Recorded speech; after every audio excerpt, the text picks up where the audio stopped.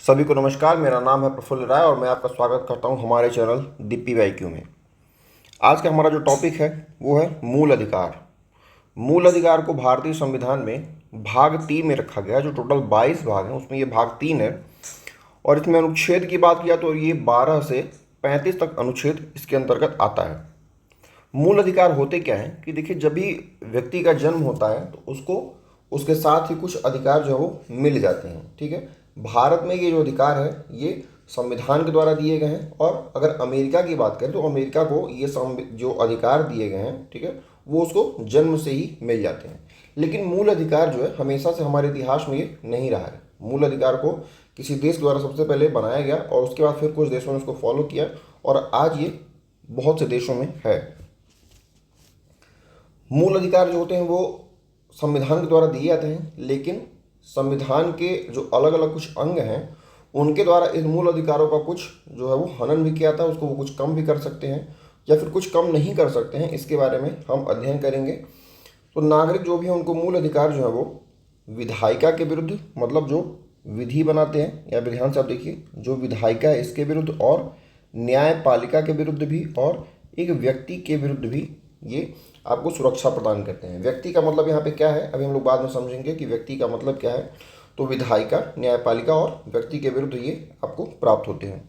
पहली बार इतिहास में जो ये मूल अधिकार का कॉन्सेप्ट आता है, ये आता है 1215 में, ब्रिटेन में आता है ये। ब्रिटेन के नागरिकों को, जो ब्रिटेन के वहाँ सम्राट थे उस समय, तो उनका नाम था सम्राट जॉन, उनके द्वारा उनको अधिकार पत्र जो है वो हस्ताक्षरित करके दिया जाता था, जिसको मूल अधिकार के समान माना गया है और उसको मैग्ना कार्टा कहा गया। मैग्ना कार्टा मतलब क्या होता है कि अधिकार पत्र होता है। ठीक है, फिर आती है फ्रांस की क्रांति आती है। तो 1689 में, ठीक है, 1689 में बिल ऑफ राइट्स के माध्यम से, ठीक है, मूल अधिकारों को ब्रिटेन में लागू किया गया। उसके बाद उसको 100 साल बाद, जस्ट एग्जैक्ट 100 साल बाद 1789 में फ्रांस की क्रांति होती है। फ्रांस आज़ाद होता है और मानव एवं नागरिकों को वहाँ पे मूल अधिकार दिया गया। उस समय जो वहाँ का शासक था उसका क्या नाम था, लुई 16वां उसका नाम था, मतलब लुई नाम था और वो 16वां था वो। अमेरिका के मूल संविधान जो है उसमें मूल अधिकार नहीं था। अमेरिका के मूल संविधान में जो मूल अधिकार है वो बिल ऑफ राइट्स के द्वारा जोड़ा गया है और ये जोड़ा गया है 1791 में, मतलब कि फ्रांस ने जब इसको लागू किया है उसके जस्ट 2 वर्ष बाद ही, क्योंकि ये 89 का और ये 91 का है। ठीक है, अब आते हैं मूल अधिकारों की हमारे देश में कब कब मांग उठी है। क्योंकि हमारा देश तो देखिए पहले मुगलों के अधीन था, उसके बाद फिर अंग्रेज आ गए, अंग्रेजों के अधीन हो गया। ठीक है, तो कभी भी ऐसा नहीं हुआ कि भारतीयों को कभी भी मतलब पूर्ण अधिकार प्राप्त हुआ हो, क्योंकि 712 से जब से आक्रमण चालू हुआ है भारत पे, तब से भारत पे लगातार आक्रमण होते ही रहे और कभी भी मूल अधिकार लोगों को प्राप्त उतने तो नहीं हुए हैं। तो इस समय जब मूल अधिकार प्रारंभ, मतलब मूल अधिकार की डिमांड स्टार्ट हुई, तो वो कब से हुई, तो ये होती है जो 1895 में एक विधेयक आता है उसके माध्यम से मांग की गई। ठीक है, तो वो उनको नहीं मिला। फिर 1917 से लेकर 19 के बीच में कांग्रेस के द्वारा मांग की गई, तब भी नहीं मिला। फिर 1925 में, ये बहुत इंपॉर्टेंट है, एनी बेसेंट के द्वारा जो कॉमनवेल्थ ऑफ इंडिया बिल है, इस बिल के माध्यम से डिमांड की गई मूल अधिकारों की, लेकिन तब भी नहीं मिला। फिर 1928 में आप लोगों ने पढ़ी होगी नेहरू रिपोर्ट। ठीक है, नेहरू रिपोर्ट जो है वो, इसमें 1927 में एक्चुअली आते हैं साइमन कमीशन भारत आता है। साइमन कमीशन के अध्यक्ष थे जॉन साइमन। इसको श्वेत कमीशन भी कहा था क्योंकि उसमें केवल और केवल अंग्रेज मतलब जो मेंबर थे वो अंग्रेज ही थे, कोई उसमें इंडियन नहीं था, इसलिए इसको श्वेत कमीशन भी कहते हैं। तो उसमें मोतीलाल नेहरू जो थे, इन्होंने नेहरू रिपोर्ट पेश की थी और इसमें 19 मूल अधिकारों की मांग की गई थी। और आपको ये यहाँ पे इंपॉर्टेंट पॉइंट है कि ये पहली जो है वो लिखित मांग है। ठीक है, ये पॉइंट बहुत इंपॉर्टेंट है कि पहली लिखित मांग है। भारत के जो भी उस समय नेता थे उन्होंने कहा कि हम अपना संविधान जो है वो स्वयं बनाएंगे और अपना हमको मूल अधिकार चाहिए। तो उस समय एक अंग्रेज थे जिनका नाम था जॉर्ज विर्कनहेड। ये बहुत ही इंपॉर्टेंट नाम है, इसको आप एकदम अच्छे से याद कर लेंगे, इसको भूलना नहीं है। जॉर्ज विर्कनहेड, इन्होंने कहा कि ठीक है आप अपना संविधान बनाइए, फिर हम उसको बताएंगे कि ये एनालाइज करके बताएंगे कि आपको मतलब संविधान का जो ट्रांसफ़र है स्वतंत्रता का, वो करना है कि नहीं करना है, वो हम लोग सोचेंगे। इसके बाद आता है कि द्वितीय गोल में सम्मेलन आता है। देखिए मद्रास अधिवेशन जो हुआ 1927 में, और 1931 का जो कराची अधिवेशन है वो भी, उसमें भी जो प्रस्ताव है वो पारित किया गया था कि हमको अपना मूल अधिकार चाहिए। ठीक है, तो अपने इन्होंने प्रस्ताव पास किया हुआ है। लेकिन इम्पोर्टेंट, ये बहुत इंपॉर्टेंट है, दूसरा गोल में सम्मेलन जो 1931 में होता है, और इसमें गांधी जी के द्वारा इसकी जो मांग है वो उठाई गई थी। 1934 में, ठीक है, जो जेपीसी बैठती है, मतलब जो ज्वाइंट पार्लियामेंट्री कमेटी बैठती है, तो उन्होंने इसको अस्वीकार कर दिया जो गांधी जी की डिमांड थी। और इसी के लिए 1935 का जो भारत शासन अधिनियम आता है उसमें भी जो मूल अधिकार है वो शामिल नहीं किया गया। तो आपको एक पॉइंट यहाँ पे इंपॉर्टेंट क्या पता चला कि जो 1935 का भारत शासन अधिनियम है उसमें मूल अधिकार जो है वो नहीं थे। 1945 में ब्रिटेन में चुनाव होता है, और वहाँ पे सरकार जो बनती है वो लेबर पार्टी की सरकार बनती है। जो लेबर पार्टी की सरकार है ये एक्चुअली ये गरीब जनता की ये मतलब समर्थक है। ठीक है, ये जनता के हित में अपने फैसले लेती है, इसलिए इसको लेबर पार्टी कहते हैं। तो लेबर पार्टी की सरकार बनती है, उसके पीएम बनते हैं उस समय क्लीमेंट एटली। क्लीमेंट एटली क्या कहते हैं, क्लीमेंट एटली जो कैबिनेट मिशन है ये इसको भेजते हैं भारत में, और कैबिनेट मिशन आता है 1946 में। ठीक है, कैबिनेट मिशन के द्वारा ही संविधान सभा का गठन किया था। संविधान सभा का गठन भी 1946 का है, और संविधान सभा में ही एक बनता है मूल अधिकार समिति। ठीक है, जो मूल अधिकार समिति है ये बहुत इंपॉर्टेंट समिति है, मूल अधिकार समिति। ठीक है, इसी समिति की सिफारिश पे ही जो भाग 3 है उसको जोड़ा गया है। ठीक है, तो आपको ये भूलना नहीं है कि जो मूल अधिकार समिति है संविधान सभा की, उसके सिफारिश पे इसको जोड़ा गया है। और एक उप समिति थी जिसका नाम था मूल अधिकार प्लस अल्पसंख्यक समिति। इसके जो अध्यक्ष थे वो थे JB कृपलानी। ठीक है, तो JB कृपलानी का, और जो मूल अधिकार समिति है उसके अध्यक्ष कौन थे, तो सरदार वल्लभ भाई पटेल। इन दोनों लोगों का बहुत ज़्यादा हाथ है मूल अधिकार को मतलब लागू करवाने में। मूल अधिकार जो है ब्रिटेन में वो बिल ऑफ राइट्स के माध्यम से आए हुए हैं। फ्रांस और अमेरिका में देखा जाए तो ये जो मूल अधिकार होते हैं ये मैंने बताया कि ये प्राकृतिक होते हैं। जैसे ही जन्म होता है, ये बर्थ ज्यों होगा तुरंत आपको मूल अधिकार सारे के सारे मिल जाएंगे, और ये अप्रतिदेय हैं। मतलब कि यहाँ पे जो मूल अधिकार होते हैं ना वो उनका मतलब ट्रांसफ़र नहीं कर सकते हैं। मतलब बट आप इसको ऐसे समझ सकते हैं कि अगर हमारे यहाँ इंडिया में अगर मूल अधिकार जो होते हैं आप उसको त्याग नहीं सकते हैं। ठीक है, अगर आप त्यागना चाहें तो नहीं त्याग सकते हैं, लेकिन अगर फ्रांस में चाहे अगर आप अमेरिका में अगर आपका जन्म हुआ है, अगर आप वहाँ पे मूल अधिकार का त्याग करना चाहें तो आप त्याग कर सकते हैं। भारत में जो मूल अधिकार है वो संविधान द्वारा प्रदत्त जो है एक विशेष अधिकार है। हमारे यहाँ इसको क्या किस कैटेगरी में रखा गया, तो एक विशेष अधिकार दिया गया है लोगों को। तो भाग 3 हमारे यहाँ जो लिया गया है, ठीक है, ये बिल ऑफ राइट से प्रेरित है। देखिए ले क्या है इसको कौन, तो इंग्लैंड ले क्या है, लेकिन हमारे यहाँ का जो मूल अधिकार है वो कहाँ से प्रेरित है, तो वो अमेरिका के बिल ऑफ राइट से प्रेरित है। यह आत्यांतिक नहीं है। आत्यांतिक मतलब कि एकदम एब्सोल्यूट, एब्सोल्यूट मतलब कि एकदम शुद्ध रूप में नहीं है। इसका एक्चुअली इसको कम किया जा सकता है। ठीक है, मूल अधिकार जो ये न्याय योग्य है, मतलब अगर आपके मूल अधिकार का हनन होता है तो आप कोर्ट में जा सकते हैं। संसद साधारण विधि द्वारा इसमें किसी भी प्रकार की कमी नहीं कर सकती है, किंतु अनुच्छेद 368, ठीक है, इसमें संशोधन हो सकता है। ठीक है, इसका अभित्यजन नहीं कर सकते आप, मतलब कि आप इसको वेव नहीं कर सकते हैं, आप इसको त्याग नहीं सकते हैं। ठीक है, सामान्यतः मूल अधिकार जो होते हैं वो राज्य के विरुद्ध नागरिकों को प्राप्त होते हैं, परंतु कुछ मूल अधिकार होते हैं जो कि व्यक्तियों के विरुद्ध भी होते हैं। ठीक है, कुछ व्यक्ति ऐसे होते हैं कि जो आपके मूल अधिकार का हनन कर सकते हैं। जैसे हम पढ़ेंगे अभी आगे आर्टिकल 15 का 2, ठीक है, आर्टिकल 17 पढ़ेंगे, आर्टिकल 23 और आर्टिकल 24। ये चारों आर्टिकल बहुत इंपॉर्टेंट हैं। आपको ये याद रखना है कि इस आर्टिकल के माध्यम से जो मूल अधिकार है वो आपका दूसरा कोई ले सकता है। जैसे 17 हमारा जो है वो किस में हो गया, तो वो हो गया अनटचेबिलिटी, अस्पृश्यता वाला हो गया। फिर आप 15 का 2 जो है वो नौकरियों से संबंधित है। ठीक है, 23 और 24 जो है उसमें जो बच्चे होते हैं उनका ह्यूमन ट्रैफिकिंग होता है। ठीक है, ह्यूमन ट्रैफिकिंग। उसके बाद जो उसमें एक आर्टिकल है वो क्या कहता है कि बच्चों को, मतलब जो छोटे बच्चे हैं उनसे काम नहीं करवाना है, उनको लेबर नहीं करवाना है। ठीक है, ये है।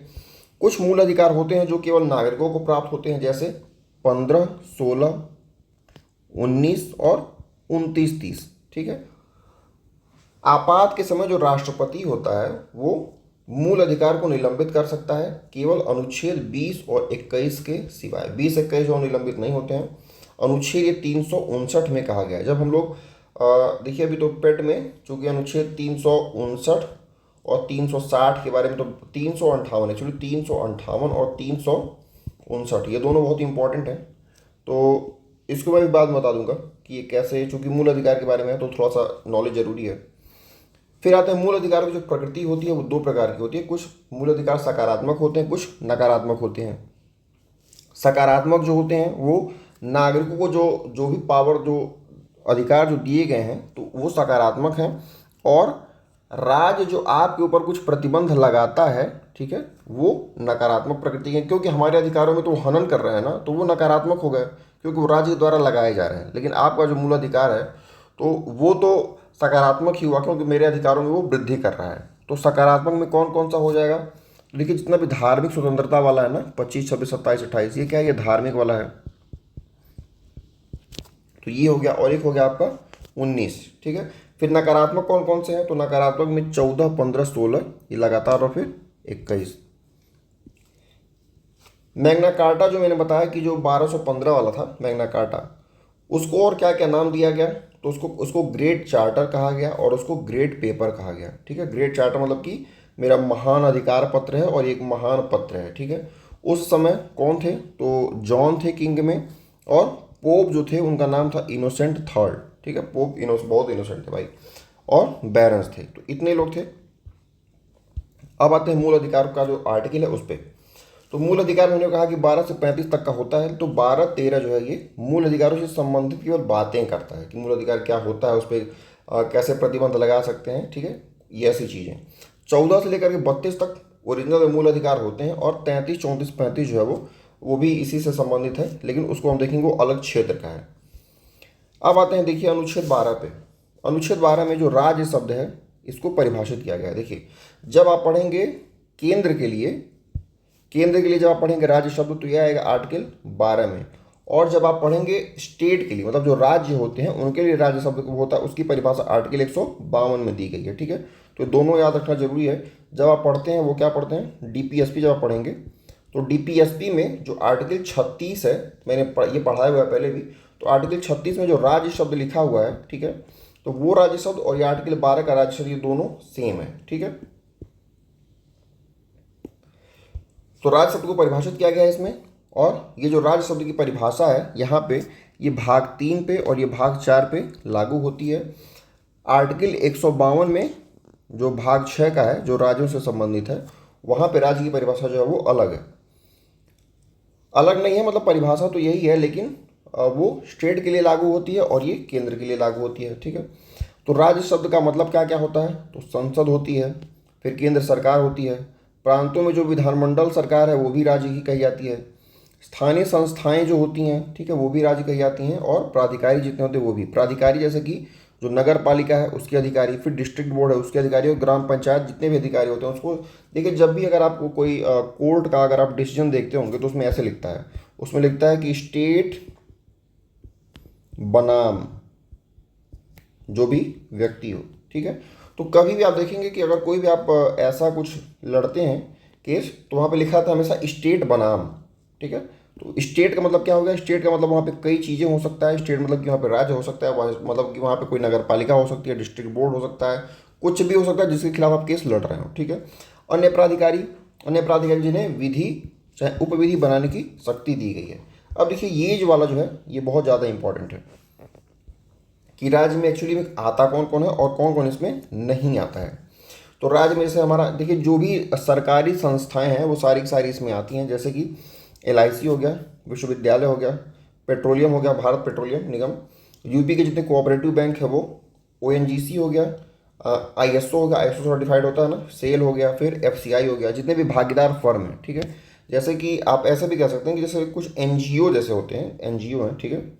तो NGO जो होते हैं अगर वो सरकार के काम में, जो कुछ NGO होते हैं वो इंडिपेंडेंटली काम करते रहते हैं, लेकिन कुछ NGO ऐसे होते हैं कि जो सरकार के कुछ वर्क होते हैं उसमें वो सहायता करते हुए काम करते हैं। तो जब वो सहायता करते हुए काम करते हैं तब वो राज्य के अंतर्गत तब वो आएंगे, ठीक है। उसके बाद सरकारी सहायता प्राप्त स्कूल, ऐसे विद्यालय जो 95% तक सरकारी सहायता प्राप्त करते हैं वो राज्य शब्द के अंतर्गत आएंगे। उसके बाद मोस्ट इंपॉर्टेंट हमारा कौन कौन सा है, तो ये देखिए, ये 9वां वाला मुख्य न्यायाधीश। मुख्य न्यायाधीश कब आएगा राज्य के अंतर्गत, जब वो न्यायाधीशों की नियुक्ति करता है तब, ठीक है। तो ये बहुत इंपॉर्टेंट कि जब वो नियुक्ति करेगा तभी वो आएगा राज्य शब्द के अंतर्गत। और जो राष्ट्रपति कब आएंगे, राष्ट्रपति भी आएंगे तब जब वो 359 के तहत जो है वो आदेश जारी करेंगे, ठीक है। तो ये चीज़ आपको याद रखनी है। कौन कौन इसमें नहीं आएगा, तो ये हम लोग देखते हैं। तो इसमें एनसीईआरटी नहीं आएगा, इसमें एससीईआरटी नहीं आएगा, इसमें देखिए इसमें न्यायालय भी नहीं आएगा। न्यायालय इसमें इंपॉर्टेंट है क्योंकि न्यायालय के लोग सोचेंगे कि ये राज्य शब्द के अंतर्गत आना ही चाहिए, ठीक है, क्योंकि भाई संस्था तो है ही इतनी बड़ी। उसके बाद देखते हैं आईसीआईसीआई बैंक होगा, क्यों, क्योंकि ये प्राइवेट बैंक है। फिर सीएसआईआर हो गया, ठीक है, बीसीसीआई हो गया, फिर निजी विद्यालय जितने हो गए ये सब। इसमें इंपॉर्टेंट क्या है, तो एक तो देखिए वक्फ बोर्ड है, वक्फ बोर्ड नहीं आता है राज्य में। फिर न्यायालय नहीं आती है राज्य में, और एनसीईआरटी एससीईआरटी आप इतना याद कर लो, बहुत है। इतना डीपर से पूछेगा नहीं, लेकिन ठीक है जान लीजिए। अनुच्छेद 13 क्या कहता है, अनुच्छेद 13 मोस्ट इंपॉर्टेंट है। ये अनुच्छेद कहता है कि मौलिक अधिकार हमको जितने भी दिए गए हैं, तो मौलिक अधिकारों में जो संशोधन करने की जो प्रक्रिया है वो अनुच्छेद 13 में है। और ऐसी विधियां, ठीक है, जो कि मूल अधिकार के असंगत हो। असंगत मतलब कि आपके मूल अधिकार का अगर हनन करने की विधि अगर कोई राज्य के द्वारा बनाई जाती है तो उस विधि को अनुच्छेद 13 के माध्यम से ही जो है वो निरस्त कर दिया जाता है, चाहे उसको शून्य घोषित कर दिया जाता है। कहाँ तक, विरोध की सीमा तक, ठीक है।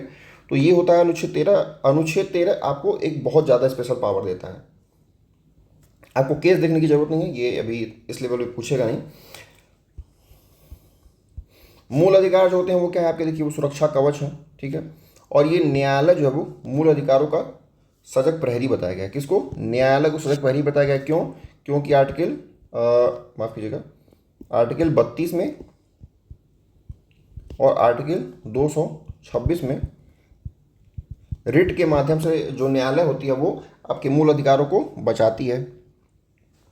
तो आर्टिकल 13 क्या कहता है, आर्टिकल 13 यही कहता है कि इसके द्वारा न्यायालय जो है ऐसी विधि को शून्य घोषित कर देगी जो आपके मूल अधिकारों के असंगत हो, ठीक है, मतलब जो आपके मूल अधिकारों का हनन करती हो। न्यायालय की यह शक्ति न्यायिक पुनर्विलोकन की शक्ति कहलाती है, ठीक है। न्यायालय की जो शक्ति है आर्टिकल 13 वाली, इसको क्या कहते हैं, तो न्यायिक पुनर्विलोकन की शक्ति ये कहलाती है। जो जुडिशियल रिव्यू है, हमने इसके पहले पढ़ा हुआ है जुडिशियल रिव्यू, ठीक है, जुडिशियल रिव्यू इसको कहाँ से लिया गया, तो इसको अमेरिका से लिया गया है। सुप्रीम कोर्ट आर्टिकल 32 और हाई कोर्ट आर्टिकल 226 के तहत जो है वो आपका मूल अधिकार मतलब जो रिट जो जारी करती है। अब देखिए यहाँ पे आपको आर्टिकल बहुत याद करने की जरूरत नहीं, आपको केवल फैक्ट जानना है कि जो संविधान के पूर्व में देखिए कुछ ऐसी विधियाँ होंगी जो संविधान के पूर्व में बनी, जैसे कि कुछ जो हमारा जो संविधान बना हुआ उसमें 70% ऐसे आर्टिकल हैं जो भारत शासन अधिनियम 1935 से लिए गए हैं, ठीक है। तो कुछ ऐसी विधियां हैं जो भारत का संविधान मतलब भारत का संविधान लागू होने के पहले जो विधियां हैं, ऐसी विधियां अगर आज के हमारे मूल अधिकार से अगर असंगत हैं तो उनको शून्य माना जाएगा, ठीक है। इसको कहते हैं डॉक्ट्रिन ऑफ एक्लिप्स, बहुत इंपॉर्टेंट है, पता नहीं इस एग्जाम में पूछेगा कि नहीं। हाँ ऐसे पूछ सकता है कि जो डॉक्ट्रिन ऑफ एक्लिप्स है ये किस आर्टिकल के तहत आता है, इतना पूछ सकता है, ठीक है, इतना तो सीधे सीधे पूछ ही सकता है। तो डॉक्ट्रिन ऑफ एक्लिप्स यही है। हमारा जो 13 का जो 2 है ये कहता है कि राज्य कोई ऐसी जो विधि है वो नहीं बना सकता है कि जो कि मूल अधिकारों को उनको छीनती हो या फिर उसको शून्य करती हो। अगर राज्य कोई ऐसी विधि बनाता भी है, ठीक है, जो कि आपके मूल अधिकार का हनन करती है, तो राज्य द्वारा बनाई गई विधि शून्य होगी। कहाँ तक, उल्लंघन की सीमा तक। जैसे कि आप इसको थोड़ा सा ऐसे नॉर्मली समझिए, जैसे मान लीजिए कि आपका मूल अधिकार अगर इतना दिया गया है, ठीक है, और राज्य कोई ऐसी विधि बना रहा है कि आपके मूल अधिकार के इतने हिस्से का हनन हो जा रहा है, मतलब आपको जो भी अधिकार दिए हैं इसको थोड़ा सा नॉर्मली समझते हैं कि अगर इतने हिस्से का अगर राज्य हनन कर रहा है आपको, तो राज्य द्वारा जो ये विधि बनाई गई है उसमें से जो ये वाला हिस्सा है, ये वाला हिस्सा, इतना हिस्सा मान्य होगा, लेकिन जो ये वाला हिस्सा है ये हिस्सा जो है वो शून्य घोषित हो जाएगा, क्योंकि ये यहाँ पे आपके मूल अधिकार का हनन हो रहा है। और ये विरोध, ये यहाँ पे जो विरोध दर्ज हो रहा है, इस विरोध को ये शून्य कर दिया जाएगा। तो उल्लंघन की सीमा तक ये शून्य हो जाएगा, या फिर अगर आपके मूल अधिकार का अगर वो पूरी तरीके से हनन करता है तो वो विधि प्रारंभ से ही शून्य हो जाएगी। तो ये जो दोनों वर्ड है इसको एकदम दिमाग में बैठा लेना है, कहा कितना, उल्लंघन की सीमा तक और प्रारंभ में ही शून्य। इसको कहते हैं डॉक्ट्रिन ऑफ सेवरेबिलिटी, मतलब कि पृथक्करणीयता का सिद्धांत। पृथक्करणीयता मतलब क्या होगा? पृथक्करणीयता मतलब कि आपका जो मूल अधिकार है वो किस लेवल तक हनन हो रहा है, मतलब उसका पृथक्करण वहाँ पे हो रहा है। अब आते हैं मूल अधिकार के ओरिजिनल टॉपिक पे।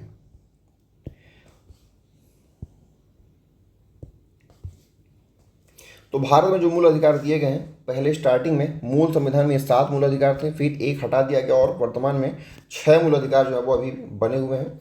जो 44वां संविधान संशोधन होता है 1978 में, इसमें जो संपत्ति का मूल अधिकार है इसको हटा दिया गया। अब ये क्या है? विधिक अधिकार है, और इसको आर्टिकल 300 के ए में रखा गया है। ये भाग है 12 संविधान का, भाग 12।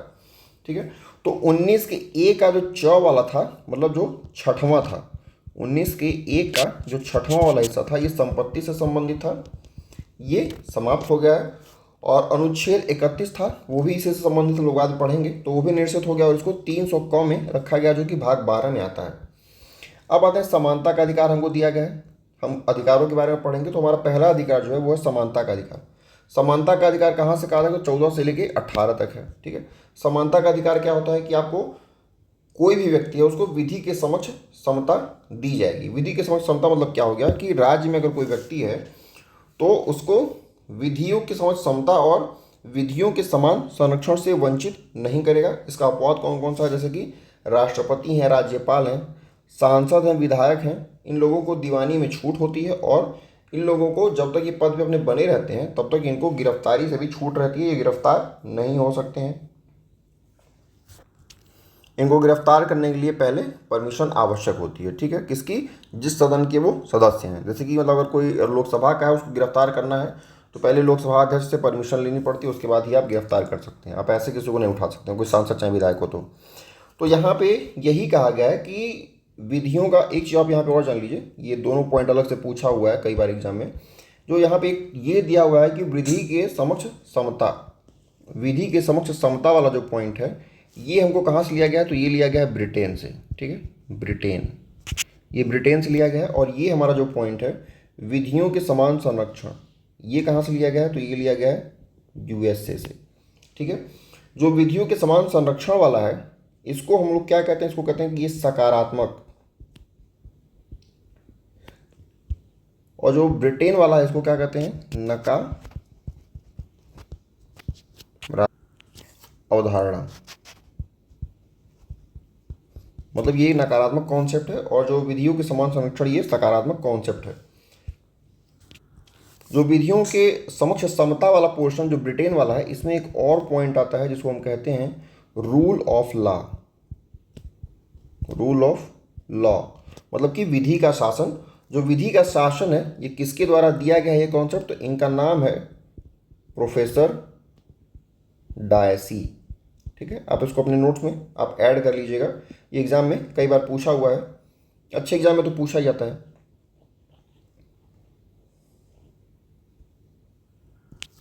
तो ये जो विधि के समक्ष समता है, चाहे विधियों का जो समान संरक्षण है, ये दोनों ही जो कॉन्सेप्ट हैं ये समान न्याय को, समान न्याय का मतलब क्या हो गया? समान न्याय, ये समान न्याय को प्रदर्शित करते हैं। मतलब अगर कोई व्यक्ति, यहाँ पे कहने का मतलब ये है कि विधियों के समान संरक्षण मतलब कि जैसे मान लीजिए अगर कोई व्यक्ति एक नॉर्मल व्यक्ति है जो काम करता है, नौकरी पे जाता है, और एक व्यक्ति सांसद है।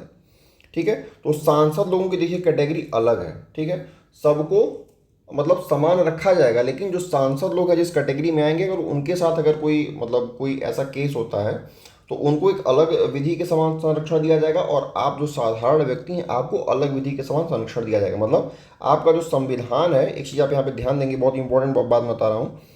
देखिए ये पॉइंट जो आर्टिकल 14 वाला है, ये यही कहा गया है कि भारतीय संविधान जो है वो वर्ग विभेद का निषेध करता है किंतु वर्गीकरण को अनुमति देता है। ये लाइन मोस्ट इंपॉर्टेंट लाइन में आती है कि वर्गीकरण को अनुमति देता है। मतलब क्या हो गया? वर्गीकरण से मतलब इसका क्या हो गया?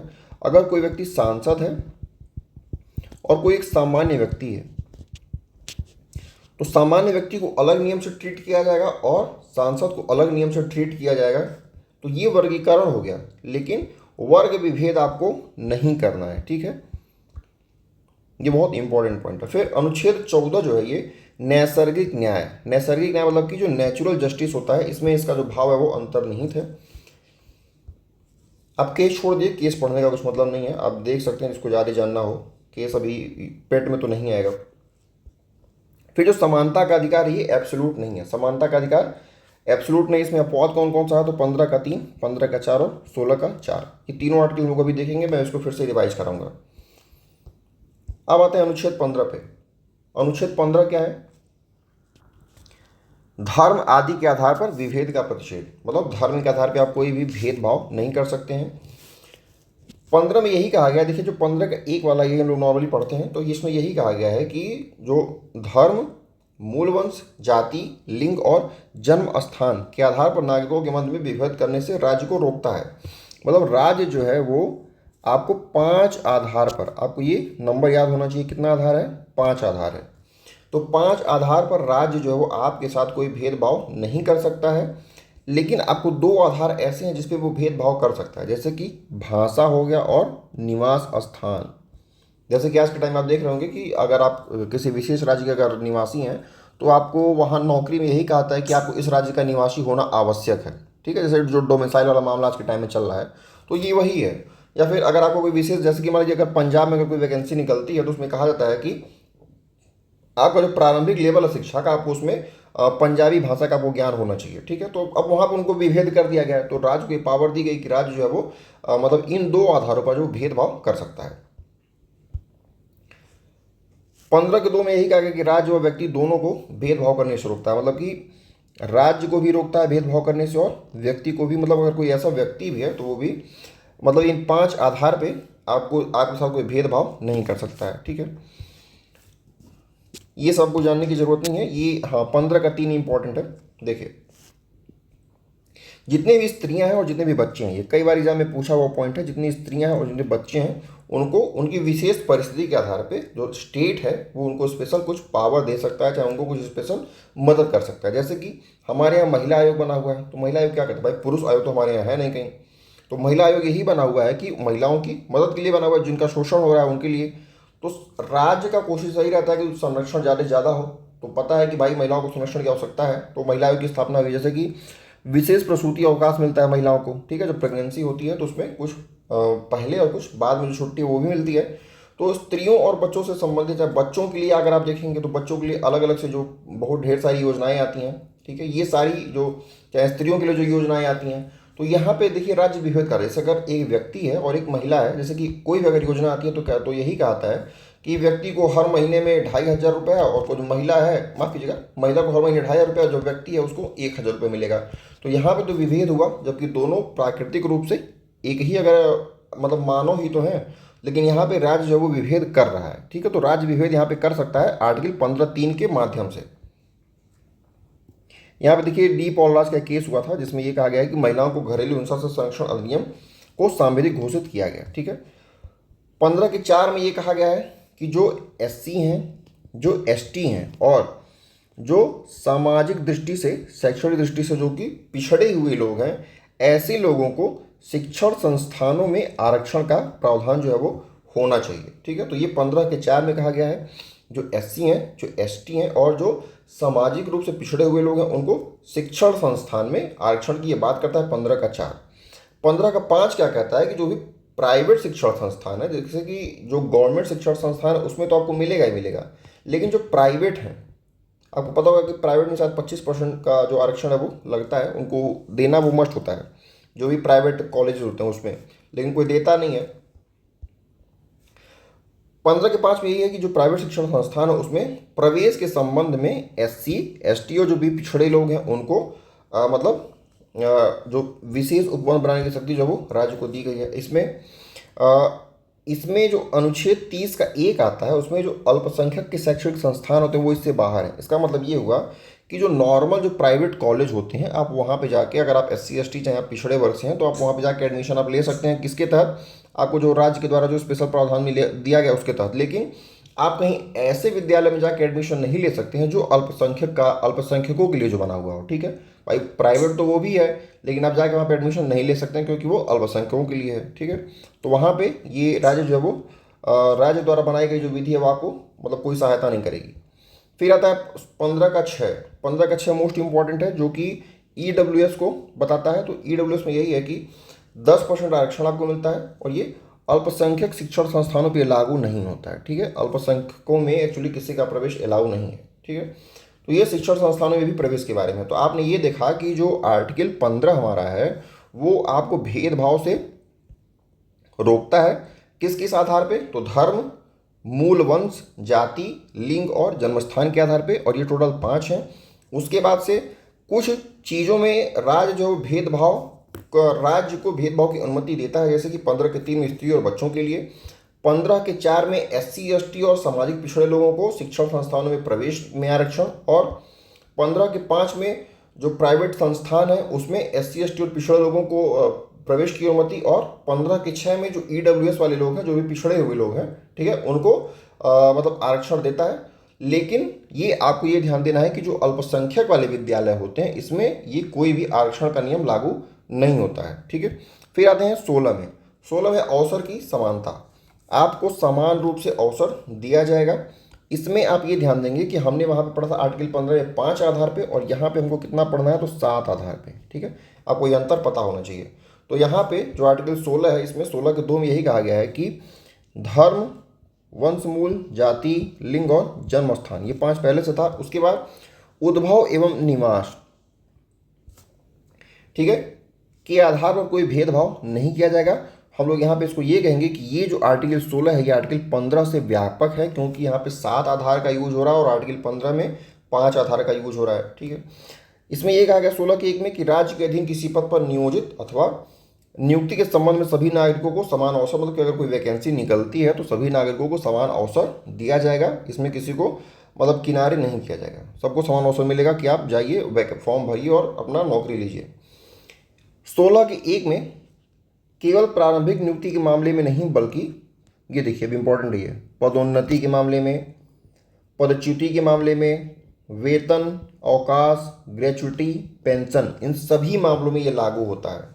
मतलब 16 का जो 1 है वो यही कहता है कि आपको भेदभाव नहीं किया जाएगा, प्लस आपको सबको मतलब समान रूप से जो अवसर है वो दिया जाएगा। लेकिन किस किस मामले में? जब आपका एडमिशन हो रहा है, चाहे आपको जो नौकरी मिल रही है उसमें तो आपको मिलेगा ही समान रूप से अवसर, लेकिन आपको वेतन में भी मिलेगा, अवकाश में भी, पेंशन में भी, पदोन्नति में, सभी में भी मिलेगा। 16 का 3 अपवाद क्या है कि जो निवास की जो अहर्ता होती है, ठीक है, ये जो है राज्य इसको विहित कर सकता है। मतलब कि राज्य जो है वो निवास की जो अहर्ता है इसको लगा सकता है।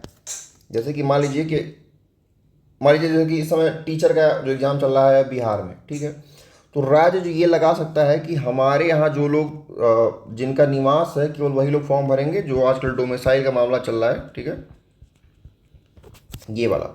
तो ये राज्य की पावर होती है, राज्य इसको लगा सकता है। 16 के 4 में आता है, 16 के 4 मोस्ट इंपॉर्टेंट में आता है, जो पिछड़े वर्गों को आरक्षण का ये प्रावधान देता है। पिछड़े वर्ग मतलब कि जैसे जो OBC लोग हो गए ये, तो इनको जाति के आधार पे जो राज्य है वो विभेद कर सकता है। ये राज्य को पावर दी गई है कि अलग अलग जातियों के आधार पे राज्य जो है वो बंटवारा, जैसे कि कुछ जातियां ऐसी हैं जिनको, जैसे मान लीजिए यहाँ पे मतलब ये हो गया, जैसे मान लीजिए कोई जनरल में आता है, ठीक है, कोई OBC में आता है, कोई SC में आता है, कोई ST में आता है, तो ये कैसे डिसाइड होता है कि कोई जनरल है चाहे OBC हो? तो ये तो जातियों के आधार पर ही बांटा गया है ना, ये जाति के आधार पर बांटा गया है। तो यही कहा गया है कि जाति के आधार पर राज्य जो है वो विभेद कर सकता है लोगों में, और उसी हिसाब से उनको आरक्षण दे सकता है, ठीक है। जैसे मंडल आयोग का जो मामला है ये बहुत ज़्यादा फेमस मामला है और ये एग्जाम में कई बार पूछा भी हुआ है। मंडल आयोग का जो मामला है इसमें इंदिरा साहनी बना भारत संघ का मामला था, और उस समय जो जज थे उनका नाम था HS कानिया। तो इस फैसले में हुआ क्या कि जो OBC वर्ग है उसको 27% का आरक्षण मिला, लेकिन OBC में जो क्रीमी लेयर है, मतलब कि जो OBC में जो धनी वर्ग के लोग हैं उनको ये नहीं मिलेगा। ये किस में कहा गया है? ये 97वां संविधान संशोधन में कहा गया है। प्रोन्नति जो प्रमोशन होता है उसमें आरक्षण जो है वो अवैध होगा, और कुल आरक्षण जो है वो 50% है। मतलब कोई स्टेट ऐसा है जो 50% से ज़्यादा आरक्षण जो है वो नहीं दे सकता है, ठीक है। लेकिन बिहार में तो इस समय फिलहाल 74% का आरक्षण जो चल रहा है टोटल अगर देखें तो। अभी 35% आरक्षण महिलाओं को दिया गया है, ठीक है। OBC में पिछड़ा वर्ग आता है और अति पिछड़ा वर्ग, ये 2 कैटेगरी हो गई। फिर 1978 में पिछड़े वर्ग का निर्धारण जो है वो जाति के आधार पर किया जा सकता था, सिर्फ आर्थिक आधार OBC के निर्धारण की कसौटी नहीं हो सकती है। देखिए आपको फैक्ट याद करना, आपको बहुत ज़्यादा आर्टिकल में नहीं जाना है, ठीक है। तो उसमें यही कहा गया है कि जाति के आधार पर तो आप वर्गीकरण कर ही सकते हैं, लेकिन सिर्फ आर्थिक आधार पर वर्गीकरण नहीं करना है, इसमें जाति भी एक हिस्सा जो है वो होना चाहिए। ठीक है। 16 का जो 4 का क है, 16 के 4 का क क्या कहता है कि जो SC ST हैं इनको प्रोन्नति में भी संरक्षण मिलेगा। ठीक है, प्रोन्नति मतलब कि प्रमोशन में मिलेगा। 16 के 4 का जो ख है वो कहता है कि सेवाओं के आरक्षण में अग्रनयन का नियम, मतलब कि कैरी फॉरवर्ड का रूल इसमें लगता है। कैरी फॉरवर्ड का रूल क्या होता है? जैसे मान लीजिए अगर कोई वैकेंसी आती है, ठीक है, कोई वैकेंसी मान लीजिए OBC के लिए कोई आई, चाहे OBC नहीं, आप मान लीजिए ST के लिए कोई वैकेंसी आती है, ST के लिए मान लीजिए अगर 100 पोस्ट आती है, ठीक है, और 100 पोस्ट के बाद अगर इसमें से मान लीजिए अगर 70 पोस्ट भरी, 30 पोस्ट खाली रह गई, तो जो 30 पोस्ट खाली रह गई ना, ये 30 पोस्ट जब अगली वैकेंसी आएगी तो 30 पोस्ट जाके उसमें जुड़ जाएगी। तो यही होता है कि कैरी फॉरवर्ड, इस बार की जो वैकेंसी है वो अगली बार में जोड़ दी जाएगी, और जो अगली बार बनी हुई है वो तो बनी ही रहेगी। तो यही है कि जो सेवाओं के आरक्षण में अग्रनयन का सिद्धांत जो है वो भी मतलब SC ST के लिए लागू होता है, और इनको प्रमोशन में भी संरक्षण मिलता है 16 के 4 के क के द्वारा। 16 के 5 में कहा गया कि धर्म के आधार पर विभेद की राज्य को अनुमति देता है। 16 के 5 में ये कहा गया है कि धर्म के आधार पर भी विभेद की जो अनुमति है वो राज्य को परमिशन मिलती है। और 16 के 6 में क्या क्या गया है कि EWS के लिए सरकारी पदों पर आरक्षण। अब यहाँ पे 15 में और 16 में आपको कन्फ्यूजन ये होगा कि देखिए 15 के जो 6 वाला था उसमें भी, और जो 16 का 6 वाला है, दोनों में EWS आ गया। तो EWS जो 15 का जो 6 वाला है उसमें ये कहता है कि आपको प्रवेश में मिलेगा। देखिए जो 15 आर्टिकल वाला है ना, तो 15 में जब आप कहीं भी किसी संस्थान में आप प्रवेश लेते हैं तो उस समय जो आपको आरक्षण मिलता है उसकी बात करता है। लेकिन 16 क्या होता है? 16 में क्या होता है कि जब भी आप नौकरी कहीं लेने जाएंगे तो नौकरी में आपको जो आरक्षण मिलता है तो ये उसकी बात करता है। तो 15 और 16 में आपको हमेशा कंफ्यूज नहीं होना है।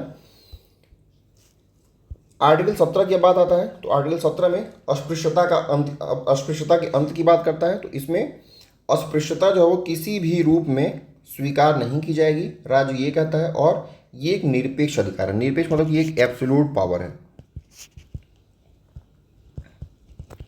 एब्सोल्यूट पावर मतलब कि ये एकदम कभी भी इसको आप बदल नहीं सकते हैं, और ये पूर्ण रूप से जो अधिकार है ये दिया गया है, इसमें कोई परिवर्तन नहीं हो सकता है। जैसे कि अनुच्छेद 35 है, तो अस्पृश्यता के लिए विधि कौन बनाएगा? तो बनाएगी संसद। और संसद ने जो विधि बनाई है उसको कहते हैं अस्पृश्यता संबंधी अधिकार 1955। इसमें 500 रुपये का जुर्माना, 6 महीने का कारावास, फिर दोनों हो सकता है। लेकिन अब इसको क्या कहते हैं? इसको कहते हैं सिविल राइट, जो अधिनियम 1955 के कहते हैं। ये अधिकार केवल राज्य के विरुद्ध ही नहीं, मैंने स्टार्टिंग में बताया था कि कुछ अधिकार आपको राज्य के विरुद्ध और कुछ व्यक्तियों के विरुद्ध मिले हैं, लेकिन कुछ ऐसे हैं जो दोनों के विरुद्ध मिले हैं, जैसे कि आर्टिकल 17 वाला है। जैसे कि हमारा 17 था, और कौन सा था? 24 था और 25 था, एक आर्टिकल कोई और था। तो ये आपको व्यक्ति के विरुद्ध भी और राज्य के विरुद्ध भी मिले हुए हैं। तो और व्यक्ति में प्राइवेट कंपनी भी आती है। ठीक है। अब आते हैं आर्टिकल 18 पे। 18 में उपाधियों के अंत की बात किया गया है। उपाधियों में जो सेना है और जो शिक्षा है, इसमें जो सम्मान मिलता है, इसके अलावा और कोई भी उपाधि जो है वो कभी भी नहीं दी जाएगी। ये नागरिकों को और अनागरिकों को ये उपाधियां ग्रहण करने तथा राज्य को उपाधियां प्रदान करने से प्रतिबंधित करता है, मतलब प्रतिनिषिद्ध करता है। तो जो व्यक्ति भारत के नागरिक हैं, अगर उनको विदेश से अगर कोई उनको सम्मान मिल रहा है, चाहे सम्मान नहीं, कोई अगर उपाधि मिल रही है, तो वो ग्रहण नहीं कर सकता है। और अगर कोई विदेशी व्यक्ति है भारत में आके अगर रह रहा है, ठीक है, और वो लाभ के पद पे, जैसे कि जितने राजनयिक होते हैं, ठीक है, वो लाभ के पद पे होते हैं, तो लाभ के पद पे अगर हैं तो वो कोई भेंट, चाहे कोई उपलब्धि, चाहे कोई भी जो पद है, कुछ भी, वो राष्ट्रपति की परमिशन के बिना वो नहीं लेंगे। ठीक है, ये बहुत इंपॉर्टेंट लाइन है। और ये जो आर्टिकल 18 है, इसमें जो भी आपको आदेश दिया जा रहा है ना, तो ये आदेशात्मक नहीं है। मतलब जो भी आपको ये मतलब जो भी प्रोविज़न ये बनाए गए हैं, ये प्रोविज़न जो है आदेशात्मक नहीं है, ये निर्देशात्मक है। मतलब एकदम ये बाध्य नहीं है पूरी तरीके से, परंतु संसद जो है इसके लिए दंड का प्रावधान कर सकती है, जो कि नहीं किया गया है, लेकिन पावर दी गई है। कोई विदेशी व्यक्ति जो भारत में लाभ विश्वास के पद पर हो, विदेशी राज्य से कोई भी पद उपलब्धि राष्ट्रपति की अनुमति के बिना नहीं करेगा। जैसे जो भी देखिए जो राजनयिक लोग होते हैं, ठीक है, मतलब जो एम्बेसडर होते हैं, ये इन लोगों के लिए कहा गया है। फिर आता है स्वतंत्रता का अधिकार। स्वतंत्रता का अधिकार हमारा 19 से लेकर के 22 तक है। और 19 में जो मेन आर्टिकल 19 वाला है, इसमें 19 का 1 और 19 का 2, इसको दो भाग में बांटा गया है। 19 का 1 में जो 6 हैं ये, और 19 का 2, 3, 4, 5, 6 ये आते हैं। इसमें टोटल 6 जो है मूलभूत आवश्यकताओं को ये बताता है, और जो 19 है ये केवल नागरिकों के लिए है और विदेशियों के लिए नहीं बनाया गया है, तो आपको ये ध्यान देना है। नागरिक से क्या तात्पर्य होता है? नागरिक से तात्पर्य नैसर्गिक व्यक्ति। नैसर्गिक का मतलब क्या होगा कि प्राकृतिक व्यक्ति से है, अतः विधिक व्यक्ति, कंपनी, निगम आदि को यह अधिकार जो है वो उपलब्ध नहीं है। ये यहाँ पे जो व्यक्ति है ना, व्यक्ति का मतलब क्या हो गया? व्यक्ति में मैंने बताया था कि व्यक्ति में जो मानव होता है वो तो आएगा ही, लेकिन इसमें कंपनी भी आ सकती है, इसमें निगम भी आ सकता है, इसमें व्यक्ति समूह, जैसे व्यक्ति समूह मतलब जैसे एनजीओ हो गए, ये भी आ सकते हैं। ठीक है, तो ये सारे के सारे लोग विधिक व्यक्ति में आते हैं। और व्यक्ति में कौन कौन आता है? तो व्यक्ति में नागरिक और अनागरिक आते हैं। ठीक है, आप यहाँ पे एक बात देख लीजिए, जैसे जो एक होता है व्यक्ति, तो व्यक्ति में कौन कौन आएगा? तो जो लोग भारत के नागरिक हैं वो, प्लस जो अनागरिक हैं।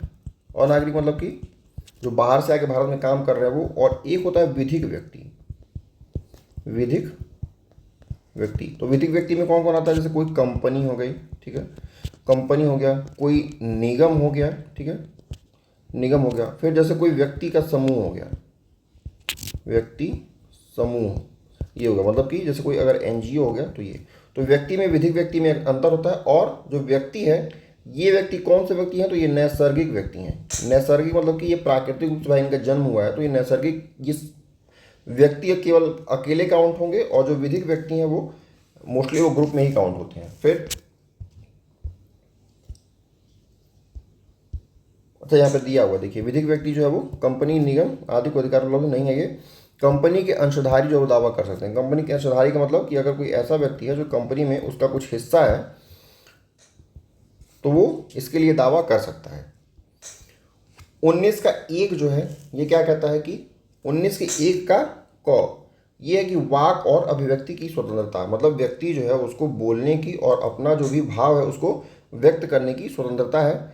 इसमें कौन कौन सा, देखिए अब ऐसे पूछा जाता है कि जैसे कि जानने का हमारा जो अधिकार है ये कौन सी स्वतंत्रता में आता है। ठीक है, तो जैसे इसमें कौन कौन सा, तो प्रेस की स्वतंत्रता है, राष्ट्रीय ध्वज फहराने की स्वतंत्रता है, वाणिज्यिक भाषण मतलब विज्ञापन देने की स्वतंत्रता है, हमारा जानने का अधिकार है, मतदान को सूचना का अधिकार है, मतलब जो भी मतदान होता है उसकी सूचना का अधिकार है, फिर चुप रहने का अधिकार है हमको, फिर सूचनाओं तथा समाचार पत्रों को मतलब समाचारों को जानने का अधिकार है, फिर विदेश जाने का अधिकार, ये मोस्ट इंपॉर्टेंट, ये कई बार पूछा हुआ है, विदेश जाने का अधिकार, मेनका गांधी वाला जो केस है ये।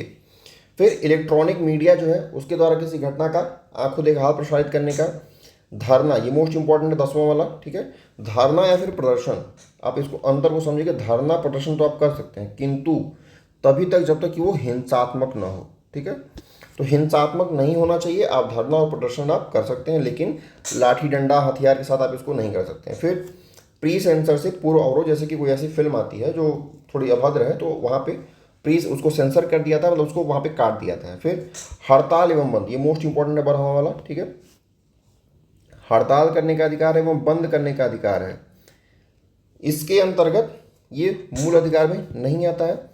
आप आह्वान कर सकते हैं या फिर इसका जो आयोजन है ये दोनों असंवैधानिक है। जैसे कि पहले क्या होता था, पहले हड़ताल करते थे पूरा देश बंद हो जाता था, तो आज के टाइम में ये देखिए कहाँ होता है ये सब चीज़ें, अब नहीं होता है, मतलब होता है लेकिन रोड पे आके दंगा फसाद करके अब नहीं होता। अब अगर हड़ताल होती है तो केवल बंदी होती है, पहले हड़ताल होती थी तो पूरा देश रोड पे उतर आता था, फिर बहुत मतलब हानि भी होती थी, उससे लोग तोड़ते फोड़ते थे सामान, ये सारा होता था। तो हड़ताल और बंद का अधिकार जो वो इसमें नहीं दिया गया है, और इसका आह्वान करना और आयोजन ये दोनों क्या है, असंवैधानिक है। ये सब छोड़ दिया, आप नहीं पढ़ना है 19 का। फिर हाँ 19 के 2 पे आते हैं, सभा और सम्मेलन की स्वतंत्रता है। सभा कर सकते हैं आप, सम्मेलन कर सकते हैं, लेकिन जो सभा और सम्मेलन है वो कैसा होना चाहिए, निरायुध होना चाहिए, उसमें कोई हथियार का यूज नहीं होना चाहिए, और ये शांतिपूर्ण रूप से ये होना चाहिए। वास्तव में यह 19 के 1 क का ही एक अंग है। देखिए 19 के 1 क में क्या कहा गया है, यही आप हड़ताल बंद नहीं कर सकते, मतलब बंद का ये नहीं दिया गया है, धरना प्रदर्शन किंतु कर सकते हैं लेकिन हिंसात्मक ना हो। तो आखिर में यही चीज़ तो यहाँ पे रिपीट की गई है, तो इसलिए यही कहा गया है कि जो 19 का क है उसका ही एक अंग है। फिर 19 का ग, संगठन चाहे संघ बनाने की शक्ति।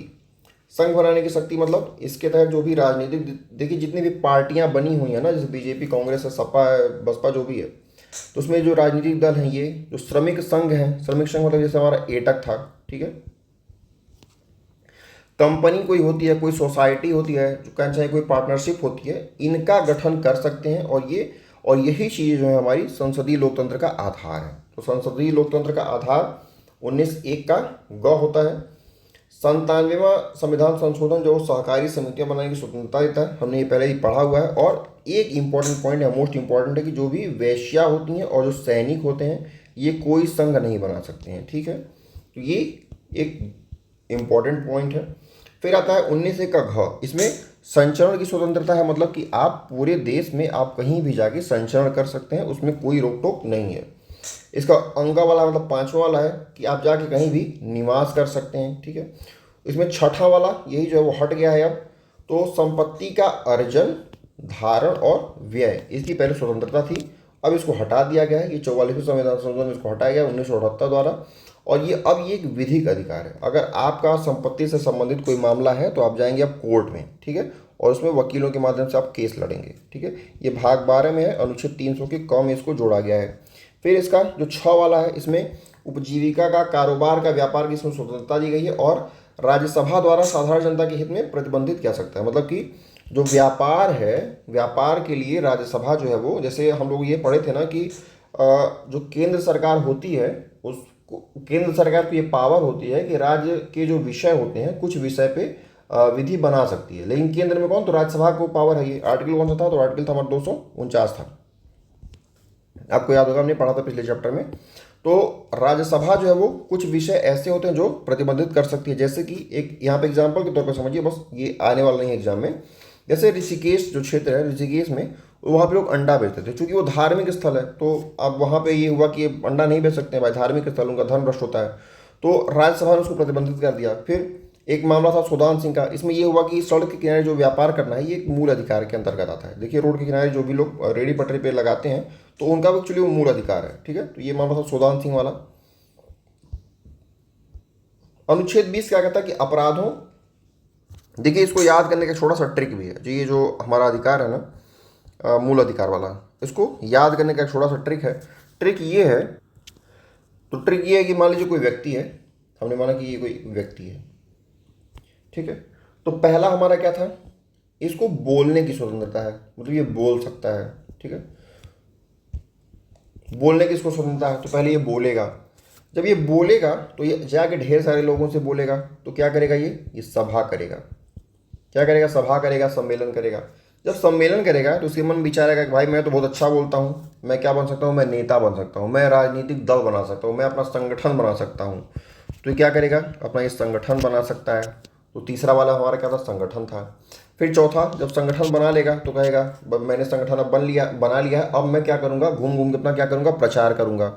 तो प्रचार करेगा मतलब कि उसको संचरण की स्वतंत्रता हो गई, ठीक है। और वो घूम सकता है कहीं भी जाके, पूरे भारत भर में जाके, जैसे एक पार्टी है तो पूरे भारत में जाके कहीं भी अपना वो प्रचार कर सकती है, उसको संचरण की स्वतंत्रता हो गई। जब संचरण बना लेगा तो फिर कहेगा पूरा इंडिया घूम चुके, घर ही मेरा नहीं है, तो कहीं हमको निश्चित घर बनाना चाहिए। तो अब क्या करेगा, वो कहीं जाके अपना एक निश्चित निवास स्थान बनाएगा कि हाँ मेरा यहाँ पे निवास स्थान रहेगा, लेकिन मैं पूरा कहीं भी देश में घूमूंगा। जब निवास बन जाएगा तो फिर क्या, भाई मेरा निवास स्थान यहाँ बन चुका है, अब मुझको क्या चाहिए, आजीविका चाहिए, मतलब हमको धन कमाना भी है, तो अब वो आजीविका ढूंढेगा। तो मुझे लगता है कि आपको अब ये आ गया होगा।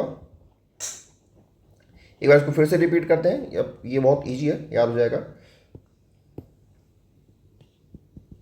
देखिए पहले व्यक्ति क्या करेगा, सबसे पहला काम, पहले वो क्या करेगा, उसको बोलने की स्वतंत्रता होगी, ठीक है, वो बोलेगा। जब बोलेगा तो फिर क्या करेगा, उसको लगेगा कि मैं बोलने बहुत पारंगत हूँ, मैं क्या बनाऊंगा, मैं सभा जाके करूँगा, ठीक है, मैं लोगों से बात करूँगा। सभा करेगा, सम्मेलन करेगा, ठीक है।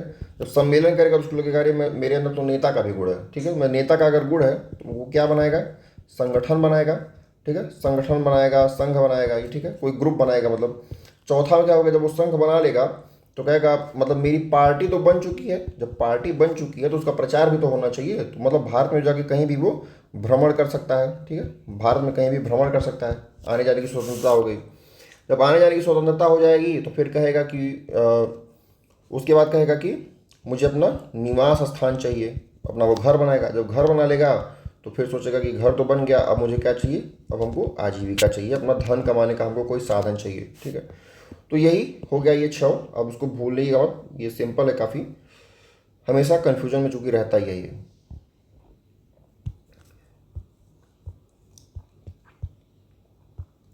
तो ये हो गया हमारा आर्टिकल 19। अब आते हैं आर्टिकल 20। आर्टिकल 20 में क्या कहा गया है कि अपराधों के दोष सिद्धि के संबंध में संरक्षण आपको मिला हुआ है। मतलब कि अगर कोई ऐसा व्यक्ति है जिसको किसी मामले में मान लीजिए वो फंसा दिया जाए, चाहे मान लीजिए अगर कोई क्राइम अगर करता ही है तो फिर भी उसको संरक्षण कुछ ना कुछ प्राप्त होता है। भाई जब तक दोष सिद्ध न हो जाए तब तक वो दोषी है नहीं, जब दोष सिद्ध हो जाता है तभी तो वो दोषी माना जाएगा। तो जो भी अपराध होते हैं उनमें उस व्यक्ति को संरक्षण मिलता है। तो उसमें उसको 3 प्रकार का संरक्षण जो है वो दिया जाता है। पहला है, आप ऐसे ही देखिए, इसको डायरेक्ट आप याद कर सकते हैं, वैसे इतना डिटेल तो पूछा नहीं जाएगा, लेकिन फिर भी जो protection from x post facto law पहला है। दूसरा इसमें है डबल जियोपार्डी, दोहरे दंड से संरक्षण। और तीसरा है आपका सेल्फ इंक्रिमिनेशन, मतलब कि आत्मसंसन से अभिरक्षण। ये 3 आपको जो इसमें पावर दी गई है। तो पहला है protection from x post facto law. इसमें यही कहता है कि जैसे अगर मान लीजिए कोई व्यक्ति है और कोई अपराध करता है तो उसको दोष सिद्ध तब तक नहीं माना जाएगा कि जब तक कोई ऐसी विधि न बनाई गई हो। जैसे कि मान लीजिए हमारे यहाँ जो ये मामला हुआ था मेहुल चौकसी वाला, आपको याद होगा मेहुल चौकसी। तो जो भी ये मामला हुआ था तो उस समय क्या हुआ था कि ये सारा का सारा पैसा जो मतलब जो भी हेर फेर ये किए थे, तो उस समय हमारे यहाँ कोई ऐसा कानून नहीं था कि जिसके माध्यम से इनको जो है वो अरेस्ट किया जा सके। ठीक है, तो अरेस्ट करने वाला कानून तो था नहीं। तो जब ऐसा कानून नहीं रहेगा कि आप वो अपराध करें, जैसे कि मान लीजिए कि हमारे यहाँ अगर साइबर लॉ जो है, ठीक है, अगर किसी चीज़ के लिए अगर नहीं बना हुआ है और हम अगर साइबर क्राइम करते हैं तो हम तो अपराधी नहीं होंगे ना, हमने क्राइम किया मान रहे हैं। लेकिन चूंकि अभी ऐसी विधि नहीं बनी है जिस विधि के अंतर्गत मेरा अपराध सिद्ध होता हो, तो हम अपराधी नहीं है। जैसे कि एक और एग्जांपल मैं देता हूं, जो आप लोगों ने देखा होगा 1991 में जो हर्षद मेहता वाला जो हुआ था, तो उन्होंने जो बैंक में जो हेर फेर की थी ना, तो उस समय जो सेबी था उसके पास ऐसा कोई लॉ था ही नहीं जिसके माध्यम से हर्षद मेहता को मतलब फंसाया जा सके। ठीक है, वो तो एक दूसरे केस में फंसे हुए थे, जो एसबीआई का मामला हुआ था उसमें, जो बीआर का मामला था। ठीक है, जो तो ये सब जो फंसा हुआ था मामला, तो इसमें ऐसा कोई विधि तो था नहीं कि इसमें फंसाया जाए, तो सरकार ने उनको दूसरे तरीके से फंसा लिया। तो यही है कि अगर कोई ऐसा आप काम करते हैं कि उसके लिए अगर कोई विधि अगर नहीं बनी हुई है तो आप दोषी नहीं हैं। अर्थात कोई दांडिक विधि भूतलक्षी प्रभाव से लागू नहीं होगी। मतलब कि मैंने मान लीजिए अगर क्राइम अगर आज की डेट में जैसे मान लीजिए 4 अगस्त को अगर हम क्राइम कर रहे हैं और इस क्राइम के लिए कोई विधि अगर नहीं बनी है और कोई जो विधि बनती है वो 10 अगस्त को अगर बनती है, तो भूतलक्षी प्रभाव से मतलब कि बैक डेट में जाके हम ये नहीं कह सकते हैं कि हाँ ये 5 साल पहले भी चाहे 10 दिन पहले ये क्राइम किए हैं तो ये भी अब इसके दंड में आएंगे। नहीं, जिस दिन ये बना हुआ है इसके बाद अगर कोई ऐसा क्राइम करता है तब वो उसके अंतर्गत आएगा। ठीक है, अब आप समझ गए, मैंने काफ़ी डिटेल से समझने की कोशिश की है। लेकिन इसमें एक चीज़ आती है, आपको ये ध्यान देना है, ये इंपॉर्टेंट है। इसमें जो सिविल संबंधी मामले हैं और जो कर संबंधी मामले होते हैं, ये इसमें भूतलक्षी प्रभाव लागू हो सकता है। मतलब कि अगर मैंने कहीं पैसे की अगर कोई हेर फेर की हुई है, चाहे कोई सिविल मामला अगर है, ठीक है, जमीन से संबंधित चाहे कोई ऐसा मामला है, तो इसमें भूतलक्षी प्रभाव हो सकता है। जैसे कि अगर कोई जमीन से संबंधित मान लीजिए मैंने कोई गड़बड़ी अगर कर दी, ठीक है, और उसके लिए कोई विधि आज के टाइम में नहीं है, और आज के 5 साल बाद अगर कोई ऐसी विधि बनती है जो मुझे ये सिद्ध करती है कि हाँ मैंने क्राइम किया हुआ है, तब मैं उस केस में फंस सकता हूँ, क्योंकि ये सिविल से संबंधित मामला है। और अगर कोई टैक्स का हेर फेर है मतलब कर से संबंधित है तो भी ये हो सकता है। दूसरा संरक्षण मुझे क्या मिलता है? दूसरा संरक्षण ये है कि डबल जियोपार्डी, दोहरा जोखिम से आपको संरक्षण मिलता है। ठीक है, इसको दोहरा संकट का सिद्धांत कहते हैं, चाहे इसको दोहरा जोखिम का सिद्धांत कहते हैं। इसमें यह कहा गया कि जो एक ही व्यक्ति है ना, एक ही व्यक्ति को एक ही अपराध के लिए एक से अधिक बार मतलब कि 2 बार जो है वो दंडित नहीं किया जा सकता है। मतलब कि इसीलिए आप लोगों ने फिल्म में सुना होगा, मूवी में हमेशा डायलॉग गुंडा मारता है कि मैं 1 हत्या करूं चाहे मैं 4 हत्या करूं, ठीक है, मुझे तो सज़ा तो उतनी ही होगी। तो इसमें यही कहा गया कि जो हत्या है वो, चूँकि हत्या तो एक सज़ा है, तो इसमें यही कहा गया कि जो आप दोहरा संकट का सिद्धांत है, मतलब मैंने हत्या तो की है, 1 की करूं चाहे 4 की करूं, सज़ा तो मुझे आजीवन कारावास की होगी ना। तो यही कहा गया है कि इसको दोहरा जोखिम या दोहरा संकट कहा गया है और एक ही अपराध के लिए 2 बार सजा नहीं मिल सकती है। यह अंग्रेजी सिद्धांत पर लागू होता है कि ये ब्रिटेन का ये सिद्धांत है, ठीक है। और यह संरक्षण विभागीय, अनुशासनात्मक और अन्य कार्रवाइयों के लिए लागू नहीं होता है, सिर्फ न्यायालय की कार्रवाइयों पर यह लागू होता है, ठीक है। सिर्फ ये न्यायालय के लिए लागू होता है, ये आपको ध्यान देना है। थर्ड है हमारा 20 के 3 का सेल्फ इंक्रिमिनेशन, मतलब कि आत्म अभिशंसन से संरक्षण, ठीक है। जब भी देखिए आप लोगों को जब पुलिस अरेस्ट करती है तो पुलिस क्या करती है, उनको मारती है, पीटती है, कहती है कि ये कबूल लो, लोग वहाँ पे कबूल लेते हैं, फिर कोर्ट में जाते हैं, फिर वहाँ जाके पलट जाते हैं। तो यही चीज़ प्रोटेक्शन देती है पुलिस की, जैसे जो दबावपूर्ण जो साक्ष्य देना होता है ना वो वर्जित होता है, ठीक है। पुलिस आपको मार पीट के अगर आप ये कहे कि हाँ इसको कबूल लो, तो ये मतलब ये कानून के दायरे में नहीं आता है, ठीक है। यदि अभियुक्त जो स्वेच्छा से अगर इसको कबूलता है, ठीक है, तो वो साक्ष्य उसका दे सकता है, लेकिन उसके अलावा ये वर्जित नहीं है, ठीक है। यह जो सिविल कार्रवाइयों पे लागू नहीं होता है, ठीक है, ये सिविल पे लागू नहीं होगा, ये केवल किस पे लागू होगा, तो जो आपराधिक मामले होते हैं, ठीक है, आपराधिक जो मतलब जो केस होता है हमारे सत्र न्यायालय में जो केस चलता है उस पर यह लागू होता है, ठीक है। जैसे एक केस हमारा है, तो आप केस मत याद रखिए, लेकिन ये आप फैक्ट याद रखिए। जैसे जो नारकोटिक होता है, ठीक है, जो पॉलीग्राफी टेस्ट होता है और जो ब्रेन प्रिंटिंग का जो परीक्षण होता है, ये जो होता है ये इसके अधीन ये अभिशंसन में आता है। मतलब ये हुआ कि जो ये पॉलीग्राफी टेस्ट है ब्रेन प्रिंटिंग वाला है, अगर आप परमिशन देंगे, ठीक है, तभी आपका ये टेस्ट हो पाएगा। इसके लिए आप लोगों ने मूवी में देखा होगा कि कोर्ट से पहले परमिशन लेनी पड़ती है, ठीक है, और व्यक्ति भी मानना चाहिए, तब जाके ये टेस्ट जो है वो होता है। ऐसे डीएनए टेस्ट जो होता है वो भी जो है उसका उल्लंघन ये नहीं है, तो डीएनए टेस्ट जो है वो किया जा सकता है। अब आते हैं अनुच्छेद 21 में। अनुच्छेद 21 कहता है कि प्राण और दैहिक स्वतंत्रता का अधिकार। तो अनुच्छेद 20 में हमने क्या क्या पढ़ा, अनुच्छेद 20 में हमको 3 जो है वो संरक्षण दिए गए हैं। पहला था हमारा कार्योत्तर विधियों से संरक्षण, दूसरा था दोहरे दंड से संरक्षण, और तीसरा था आत्म अभिशंसन से संरक्षण। तो 3 संरक्षण इसमें दिए गए हैं। अब आता है अनुच्छेद 21, तो इसमें है कि प्राण और दैहिक स्वतंत्रता का हमको अधिकार मिला हुआ है। ये अधिकार जो है वो नागरिकों को और विदेशियों को, मतलब कि जो अनागरिक हैं, इनको सभी को प्राप्त है। और आपको ये ध्यान देना है कि जितने भी आपको मौलिक अधिकार दिए गए हैं टोटल, मतलब 14 से लेकर के जो मतलब 12 से 35 तक जो भी हैं, उसमें सबसे ये सर्वश्रेष्ठ अधिकार आपको दिया गया है। भारत में दैहिक स्वतंत्रता का जो अधिकार है वो विधि द्वारा स्थापित प्रक्रिया, मतलब कि प्रोसीजर स्टेब्लिश्ड बाय लॉ के अधीन आता है। और अमेरिका में ये जो है ये नैसर्गिक न्याय के समतुल्य माना जाता है, ठीक है, मतलब सम्यक विधि प्रक्रिया। अमेरिका में एक्चुअली नैसर्गिक अधिकार ही मिलता है, मतलब बच्चा जब पैदा होता है तभी उसको अधिकार दे दिया जाता है। उसी प्रकार भारत में जो ये अधिकार है प्राण और दैहिक स्वतंत्रता का, इसको नैसर्गिक के समतुल्य माना गया है। और इसमें कुछ, हाँ, ये पॉइंट मेनका गांधी वाला जो केस है, इसमें एक पॉइंट है कि विधानमंडल जो है वो, ठीक है, अगर कोई ऐसी विधि पारित करता है, ठीक है, जो कि किसी व्यक्ति के प्राण का और दैहिक स्वतंत्रता से अगर उसको वंचित करती है, तो जो वो विधि होगी वो कहाँ तक मतलब शून्य होती चली जाएगी, कहाँ तक, तो जितनी उचित हो, ऋजु हो और युक्ति युक्त हो, अर्थात प्राकृतिक न्याय के अनुरूप होनी चाहिए। मतलब स्टेट जो है वो ऐसी विधि बनाएगा, अगर वो भले व्यक्ति के स्वतंत्रता के खिलाफ अगर हो रही है तो कितनी कैसी होनी चाहिए, वो उचित होनी चाहिए, ऋजु होनी चाहिए और युक्ति युक्त होनी चाहिए, मतलब कि reasonable, fair, just and reasonable. ये 3 पॉइंट इंपॉर्टेंट है। अनुच्छेद 21 कार्यपालिका और विधायिका दोनों के विरुद्ध जो वो संरक्षण प्रदान करता है। और यहाँ पे जो विधि शब्द है वो अनुच्छेद 14 और अनुच्छेद 19 के अनुरूप होनी चाहिए, इसको छोड़ दीजिए, कुछ मतलब नहीं है। हाँ, अब ये कुछ यहाँ पे कुछ दिया गया अधिकार, इसको आप जानिए, ये सारा का सारा अधिकार जो है वो अनुच्छेद 21 के अंतर्गत आता है। तो विदेश जाने का अधिकार जो है, ठीक है, हमने ये पढ़ा था, आर्टिकल 19 में पढ़ा था। राइट टू प्राइवेसी आपने सुना होगा। फिर जीविकोपार्जन का अधिकार जो है वो, शिक्षा पाने का अधिकार, ठीक है, जो मोहिनी जैन वाला केस हुआ बहुत फेमस केस है ये। फिर निःशुल्क विधिक सहायता, निःशुल्क विधिक सहायता किसमें, आर्टिकल 38 के डी में आता है, हमने ये भी पढ़ा था डीपीएसपी में। उसके बाद चिकित्सा पाने का अधिकार है ये, आश्रय का अधिकार, निःशुल्क खाद्य सामग्री पाने का अधिकार, जो जो जो पीडीएस मिलता है, ठीक है, पब्लिक डिस्ट्रीब्यूशन जो सिस्टम है, जो अनाज मिलता है ये। फिर प्रदूषण मुक्त जल और वायु का अधिकार, ये केस देखिए भाई दिल्ली के लोगों को ये नहीं मिलता है। चाहे अब तो मोस्टली हर जगह वायु प्रदूषण हो ही रहा है। फिर फ़ोन टेप करना, फ़ोन टेप करना राइट टू प्राइवेसी का एक्चुअली हनन है, ठीक है। तो फ़ोन, अगर आप किसी का फ़ोन टेप अगर आप कर रहे हैं ना, तो ये कानूनी अपराध है, ठीक है, आप इसको छोड़ दीजिए।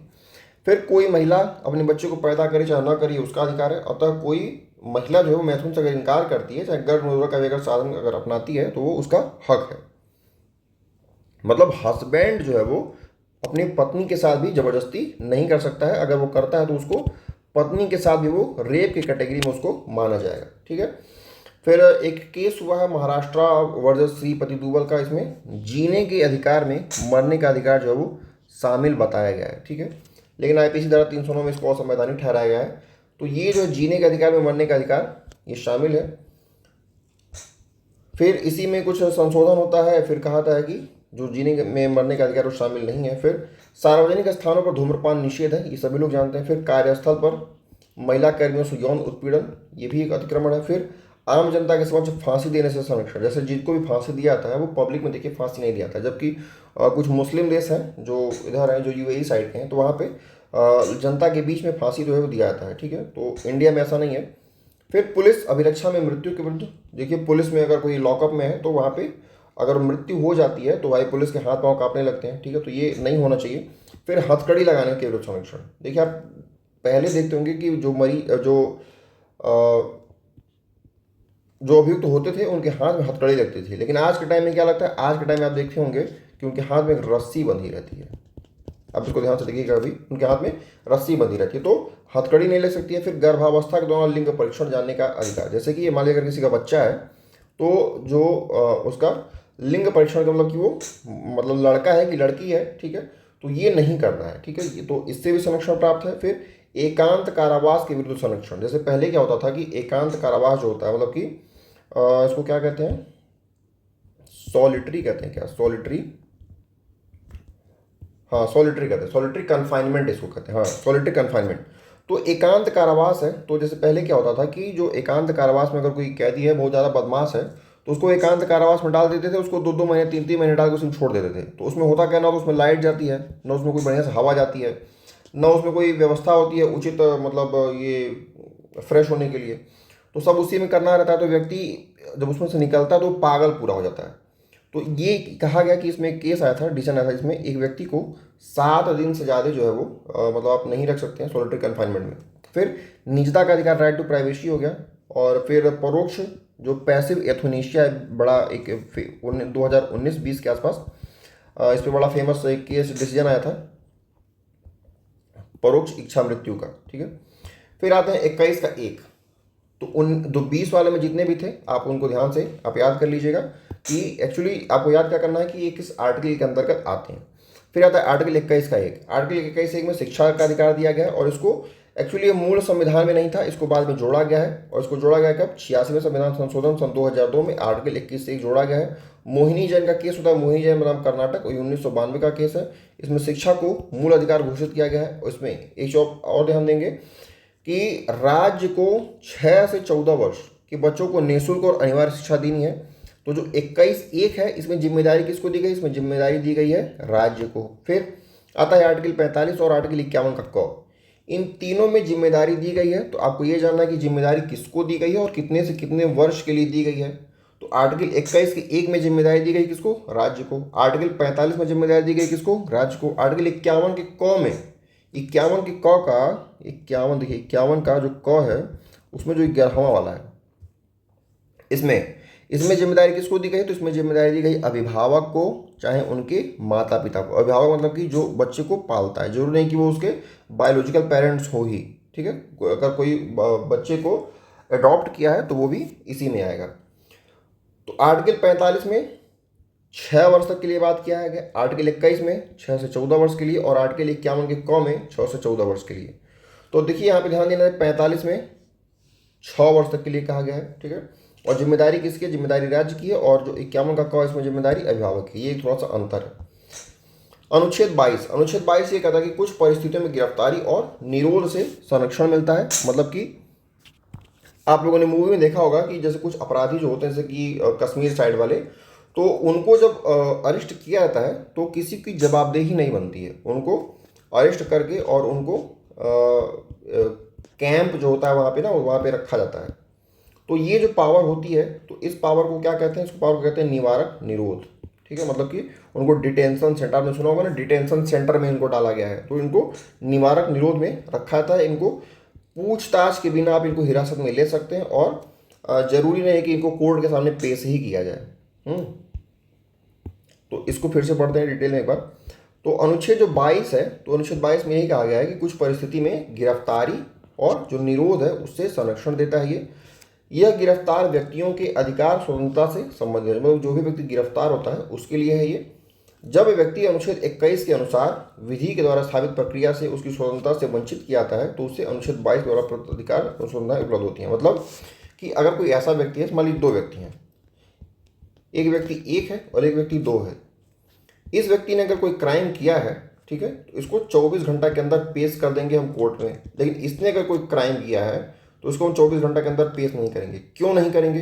क्योंकि इसने कोई ऐसा काम किया है जो देश को हानि पहुंचाने से संबंधित था, मतलब कि जैसे राजद्रोह से संबंधित हो, चाहे कोई ऐसा आतंकवाद से संबंधित कोई काम किया हो। ठीक है, तो ऐसे केस में जो है वो मतलब कोर्ट के सामने तुरंत ले जाना ये जरूरी नहीं होता है। ठीक है, तो इसमें जो अनुच्छेद 22 है, कहा गया कि अनुच्छेद 21 का ये पूरक है। और अनुच्छेद 21 में जो भी दो मतलब जो व्यक्ति गिरफ्तार होता है तो उसको जो पावर मिली हुई है, तो एक होता है सामान्य दंडिक विधि के अधीन, उसको प्यूनिटिव कहते हैं, मतलब 22 के रूप में, और एक होता है निवारक निरोध। ठीक है, इसमें पूछताछ में हिरासत में आप ले सकते हैं। एक्चुअली जो नॉर्मल जो अरेस्ट होता है ना, उसमें क्या होता है कि जब पुलिस आती है अरेस्ट करने, वैसे बात आती तो नहीं हमारे यहाँ, लेकिन विधि यही होती है कि अगर कोई आपको अरेस्ट करने आ रहा है तो आपको बताना पड़ेगा कि किस केस में आपको हम अरेस्ट कर रहे हैं। हमारे यहाँ क्या है कि कोई अरेस्ट करने आता है, अरेस्ट करता है, सीधे जाके कोर्ट में मतलब हवालात में डालता है, उसके बाद पूछने पे फिर पता चलता है, तो वकील के माध्यम से पता चलता है कि किस मामले में ये अरेस्ट हुए हैं। तो जो भी व्यक्ति हमारे यहाँ अरेस्ट होता है उसमें उसको गिरफ्तारी जानने का अधिकार है। ठीक है, फिर अपनी रुचि के बिना, अपनी रुचि के विधि व्यवसाय मतलब कि वकील को परामर्श करने का और अपना बचाव करने का अधिकार है। फिर गिरफ्तारी अगर हो रही है तो उसको 24 घंटे के भीतर, इसमें यात्रा के समय को छोड़ करके, यात्रा का समय काउंट नहीं होगा, मतलब कि व्यक्ति को अगर एक जगह से दूसरी जगह ले जाना है, मान लीजिए 10 घंटे की अगर यात्रा है तो वो काउंट नहीं होगा। उसके बाद 24 घंटे का समय जो वो उसमें दिखाना आवश्यक होता है। फिर चौथा है, मजिस्ट्रेट के प्राधिकार के बिना 24 घंटे से अधिक समय तक आप उसको लॉकअप में नहीं रख सकते, मतलब कि 24 घंटे में पेश हो जाना चाहिए कोर्ट के सामने। 24 घंटे से ज़्यादा आप उसको हवालात में नहीं रख सकते हैं बिना परमिशन के। अब बताएं अनुच्छेद 23। अनुच्छेद 23 क्या है? बलात्श्रम से प्रतिषेध, मतलब कि प्रोहिबिशन फ्रॉम फोर्स्ड लॉ। मतलब अगर कोई छोटा बच्चा है तो आप उससे ऐसा नहीं हो सकता है कि आप उससे काम करवाएं और उसको पैसा भी ना दें, तो उसको कहते हैं बलात्श्रम। मतलब मानव का दुर्व्यापार और बेगारी, इसमें बेगारी भी आती है और दुर्व्यापार भी आता है। दुर्व्यापार मतलब कि उसको मतलब ह्यूमन ट्रैफिकिंग, मतलब कि जो होती है ना मानव तस्करी, ये सब, तो मानव तस्करी से ये रोकता है और बेगारी से भी रोकता है। इसी प्रकार बलात्श्रम जो है इसको ये प्रतिनिषिद्ध करता है, इसका उल्लंघन जो है वो अपराध घोषित करता है। तो आप एक चीज़ ध्यान देंगे कि जो आर्टिकल 17 था और जो आर्टिकल हमारा 23 है, इन दोनों में अगर कोई उल्लंघन होता है तो उसको अपराध की कैटेगरी में माना जाता है। ठीक है, आपको ये ध्यान देना है। 17 में और किसमें? 23 में। संविधान में 2 कार्य करने पर दंडनीय अपराध है, जैसे कि एक 17 था, एक 23 था, जैसे मैंने बताया अभी। मानव दुर्व्यापार में क्या क्या आता है, तो आप उसको देखिए, दास प्रथा आती है मानव दुर्व्यापार में, बेगार अथवा बलात्श्रम आता है, फिर मनुष्यों का वस्तुओं की भांति क्रय विक्रय, मतलब ह्यूमन ट्रैफिकिंग जो होती है, चाहे उनके जो अंग होते हैं, ठीक है, ये भी अंग बेचे जाते हैं, तो इनका ये भी इसी में आता है। फिर स्त्रियों और बच्चों का अनैतिक व्यापार, यही, और ह्यूमन ट्रैफिकिंग और बंधुआ मजदूरी। अनुच्छेद 23 के लिए अनुच्छेद 35 के द्वारा जो विधि बना सकती है, विधि कौन बनाएगा? ये विधि बनाएगी संसद। तो आर्टिकल 17 और आर्टिकल 23, ये इन दोनों में क्या मिलता है? इन दोनों में दंड भी मिलता है, और इसके खिलाफ विधि कौन बनाएगा? तो विधि बनाएगी संसद। आपको ये ध्यान होना चाहिए। इसमें देखिए ये जो दोनों एक्ट है, ये दोनों बहुत इंपॉर्टेंट है, और मुझे लगता है कि जो पेट का समय लेवल है पूछने का एग्जाम का, तो इसमें ये पूछा जा सकता है। तो पहला इसमें बंधुआ मजदूरी प्रणाली उन्मूलन अधिनियम 1976 का है ये, और महिला एवं बाल अनैतिक व्यापार निवारण अधिनियम 1986 का, मतलब कि 10 साल का अंतर है। तो पहले बच्चा है और फिर उसके बाद महिला है, तो बच्चा छोटा होता है, उसके बाद महिला बड़ी होती है, तो बच्चे से महिला कितनी बड़ी है? 10 साल बड़ी है। आप इसको ऐसे याद कर सकते हो। तो 1976 और फिर 1986। राज्य जो है वो सार्वजनिक प्रयोजन के लिए अनिवार्य सेवा लागू कर सकता है। छोड़िए इसको, कुछ मतलब नहीं है। हाँ ये देखिए इंपॉर्टेंट है। कैदी जो होते हैं, कैदी कैदी को अपने काम के लिए जो मजदूरी है उनको पाने का हक है। मतलब जो जेल के अंदर आप लोगों ने सुना होगा कि जो सज़ा होती है वो दो तरीके की होती है। एक होती है सामान्य सज़ा होती है और एक होती है सश्रम सज़ा।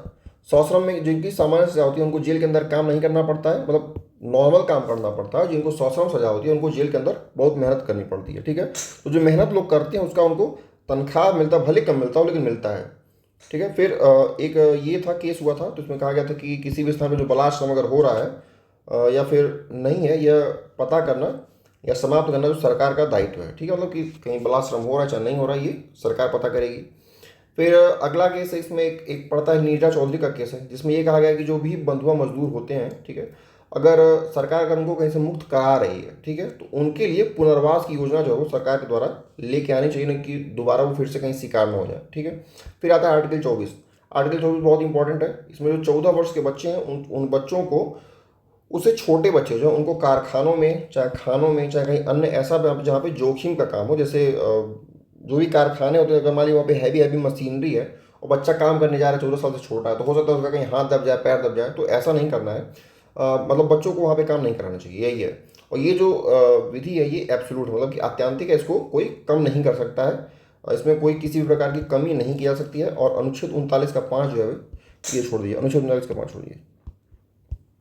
ये इंपॉर्टेंट है कि भारतीय कारखाना अधिनियम जो 1948 मतलब इंडिया का जो पहला जो फैक्ट्री अधिनियम है, ठीक है, ये 1948 का आया हुआ है। फिर खान अधिनियम 1952 का है और शिशु अधिनियम 1966 का है। ठीक है, ये आप रख सकते हैं। बाल श्रम प्रतिषेध अधिनियम 1986, उन्हें पढ़ा भी था अभी को। फिर हाँ ये इंपॉर्टेंट है। देखिए होता क्या है कि जो छोटे छोटे बच्चे होते हैं ना, आप देखेंगे कि होटलों में वो काम करते हैं, ठीक है, तो उनको रोका गया कि आप काम नहीं करेंगे। और उनको कितने प्रकार के काम करने से रोका गया है, तो आप उनको कहेंगे कि उनको 13 प्रकार के ऐसे व्यवसाय हैं जिनमें उनको काम करने से रोका गया है। इसमें दंड क्या है, तो इसमें 3 माह का दंड होता है और 1 वर्ष का कारावास होता है, जहाँ 10,000 से 20,000 तक का दंड होता है। मतलब कि जैसे मान लीजिए अगर कोई व्यक्ति है और अपने यहाँ किसी छोटे बच्चे से, मतलब 10 साल का आदमी उससे काम करवा रहा है, तो उसको 3 महीने की सजा हो सकती है और या फिर उसको 1 वर्ष तक का सजा हो सकता है। इसमें जो स्टेट है वो क्या करेगा, बाल पुनर्वास कोष की स्थापना करेगा या फिर बाल आयोग का गठन करेगा। और आपने सुना होगा कि एनसीपीसीआर का जो गठन 2005 में हुआ था, तो एनसीपीसीआर का गठन जो है वो सरकार द्वारा किया जाएगा। इसमें बाल अधिकार संरक्षण आयोग है, ये 2005 में इसका गठन हुआ है। इसका हेडक्वार्टर नई दिल्ली में है और ये 0 से 18 वर्ष तक के बच्चों का संरक्षण करता है। अनुच्छेद 25 की बात आते हैं, तो अनुच्छेद 25 जो है वो ये धार्मिक स्वतंत्रता की बात करता है। मतलब 25 से लेकर के जो 28 तक है ये धार्मिक स्वतंत्रता की बात करता है। तो अनुच्छेद 25 में क्या, अंतःकरण की स्वतंत्रता, मतलब आपका जो मन है वो किस चीज़ को मानने के लिए स्वतंत्र है, वो आप किसी भी चीज़ को मान सकते हैं। 25 के 1 में कहा गया है कि अगर कोई ऐसा व्यक्ति है उसको अंतःकरण की स्वतंत्रता और धर्म को अबाध रूप से मानने, आचरण करने और प्रचार करने का अधिकार जो है वो उसको ये मूल अधिकार मिला हुआ है। किस किस चीज़ का अधिकार मिला हुआ है, मानने का, मतलब मैं किस धर्म को मानता हूँ, उसके खिलाफ मैं कैसा आचरण करूँगा ये भी मुझे छूट है, और उसका जो मैं प्रचार करूँगा इसकी भी मुझे छूट है। तो इसमें 3 तरह की छूट दी गई, लेकिन इसमें आप यहाँ पे देखेंगे लिखा हुआ धर्मांतरण की छूट नहीं है। ठीक है, तो ये पॉइंट इंपॉर्टेंट है कि धर्म को मानने में और धर्म बदलवाने में बहुत अंतर होता है, तो धर्मांतरण की छूट नहीं है। धर्म की स्वतंत्रता में दूसरों का धर्म परिवर्तन करने की स्वतंत्रता जो है वो शामिल नहीं है, आपको ये ध्यान देना है। जो गोवध है, गोवध को इस्लाम धर्म में मतलब बकरी पे जो कटता है, इसको अनिवार्य प्रथा नहीं माना गया। एक्चुअली एक चीज़ मैं आपको बताता हूँ। देखिए कोई भी चीज़ जो है वो अनिवार्य और गैर अनिवार्य होती कैसे है। जैसे हिंदू धर्म है, चाहे मान लीजिए मुस्लिम धर्म है, चाहे सिख धर्म है, ईसाई धर्म है, जो भी धर्म है, तो कोई जो परंपरा है वो उनकी प्राचीन काल से, चाहे उनके जो ग्रंथ दिए गए हैं उनके ग्रंथों में अगर कहीं वर्णित है कि नहीं है, अगर कहीं वर्णित है तब तो उसको माना जाएगा कि हाँ ये इनका प्राचीन प्रथा है और फिर इसको परमिशन दिया जाए। जैसे कि जो मुस्लिमों में जो कुरान होता है, मान लीजिए जो भी है कुरान है, तो कुरान में अगर कहीं वर्णित ये होता कि आपको गोवध अगर करना है ठीक है। अगर ऐसा कुछ होता तब तो ये उनका जो है ये अधिकार बन जाता कि हाँ ये करना है, लेकिन चूंकि ऐसा कहीं वर्णित नहीं है। जैसे कि सिख हैं तो सिखों में ये दिया हुआ ना कि उनके जो 5 जो पहनावे हैं उनको उनका धार्मिक चिन्ह माना गया है, ठीक है, जो कि उनको परमिशन मिली कि हाँ आप इसको कहीं भी पहन सकते हैं। क्योंकि आर्मी में चूंकि कुछ पहनना अलाउ होता नहीं है, आर्मी में ना तो टैटू अलाउ होता है, ना तो कोई चीज़ रखना अलाउ, ना तो हथियार रखना अलाउ है कोई एक्स्ट्रा, लेकिन पंजाबियों को ये मिला हुआ है, ठीक है। तो ऐसे ही जो मुस्लिम है इसमें गोवध को जो अनिवार्य प्रथा के रूप में नहीं माना गया है, मतलब ये गोवध नहीं कर सकते हैं बकरीद पे। फिर ये है कि मानव खोपड़ियों के साथ तांडव नृत्य करना, घातक हथियारों के साथ सार्वजनिक जुलूस को सदाचार व लोक व्यवस्था हेतु प्रतिबंधित किया सकता है। मतलब कि ऐसा अगर कोई जुलूस हो जिसमें कोई व्यक्ति मान लीजिए कोई है वो मानव खोपड़ी लेके टहल रहा है, कोई हथियार लिया हुआ है हाथ में, तो इस चीज़ को जो सरकार है वो प्रतिबंधित कर सकती है। फिर पंचायत चुनाव में 2 या अधिक बच्चों वाले व्यक्तियों को चुनाव लड़ने से अयोग्य ठहराने वाला राज्य का कानून संवैधानिक है। मतलब कि ये राज्य को पावर दी गई है कि जैसे बीच में जब इसके पहले जो चुनाव होने वाला था, जो प्रधानी का चुनाव था, मुझे याद है पिछली बार, तो उसमें ये हल्ला एक बार बीच में उठा था कि जो हरियाणा है, हरियाणा में चूंकि ये कानून लागू है तो इसमें बीच में हल्ला ये उठा था कि यूपी में भी ये नियम लागू हो जाएगा कि जिसके भी 2 बच्चों से ज़्यादा बच्चे हैं अब वो प्रधानी का चुनाव नहीं लड़ सकता है, ठीक है। तो ये दिया गया कि भाई प्रधानी का चुनाव नहीं लड़ेंगे तो फिर सांसदी का और विधायकी का चुनाव क्यों लड़ते हैं लोग, तो इसीलिए ऐसा कुछ मैटर हुआ था, चूँकि 5 साल बीत गए इसको। हाँ, ये पॉइंट देखिए इंपॉर्टेंट है कि हिंदू के अंतर्गत कौन कौन आता है। हिंदू में आते हैं बौद्ध, हिंदू में आते हैं जैन और हिंदू में आते हैं सिख। ये 3 लोग जो है वो हिंदू के अंतर्गत आते हैं, और इसमें जो हिंदू हैं जो सनातनी हैं वो तो इसमें आते ही आते हैं। तो इसमें जो सिख हैं उनको कृपाण लेकर चलना, धारण करना सिख धर्म का अभिन्न अंग माना गया। देखिए यही मैं कह रहा था कि कृपाण को लेकर चलना, जो होता ना कि केश होता है, कड़ा होता है, कंघा होता है, कच्छा होता है और कृपाण होता है, ठीक है। तो यही जो 5 चीज़ें हैं तो इनको इसका अभिन्न अंग माना गया धार्मिक का, और ये लेके इसको कहीं जा सकते हैं। लेकिन जो ये गोवध वाला है ये इनका अनिवार्य प्रथा जो है वो नहीं माना गया है। तो प्रश्न ऐसे पूछता है कि जो कृपाण है उसको लेके जो लोग चलते हैं ये किस आर्टिकल के तहत जो है वो इनको अधिकार दिया गया, अभिन्न अंग माना गया, तो वो है आर्टिकल हमारा 25, ठीक है। तो आर्टिकल हमारा 24 क्या था? आर्टिकल 24 का था हमारा कि जो 14 साल से छोटे बच्चे हैं वो, और आर्टिकल 25 क्या था कि हमको मानना है, आचरण करना है, प्रचार करना है, इसकी हमको स्वतंत्रता है। और उसमें हमने कुछ केस डिस्कस किए थे। आता है आर्टिकल 26।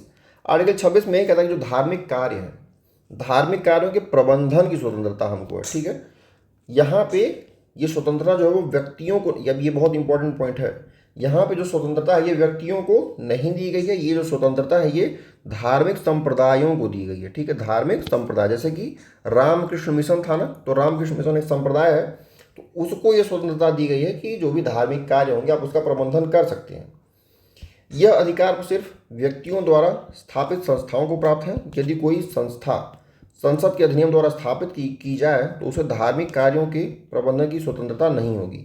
जैसे कि अलीगढ़ मुस्लिम विद्यालय जो विश्वविद्यालय है।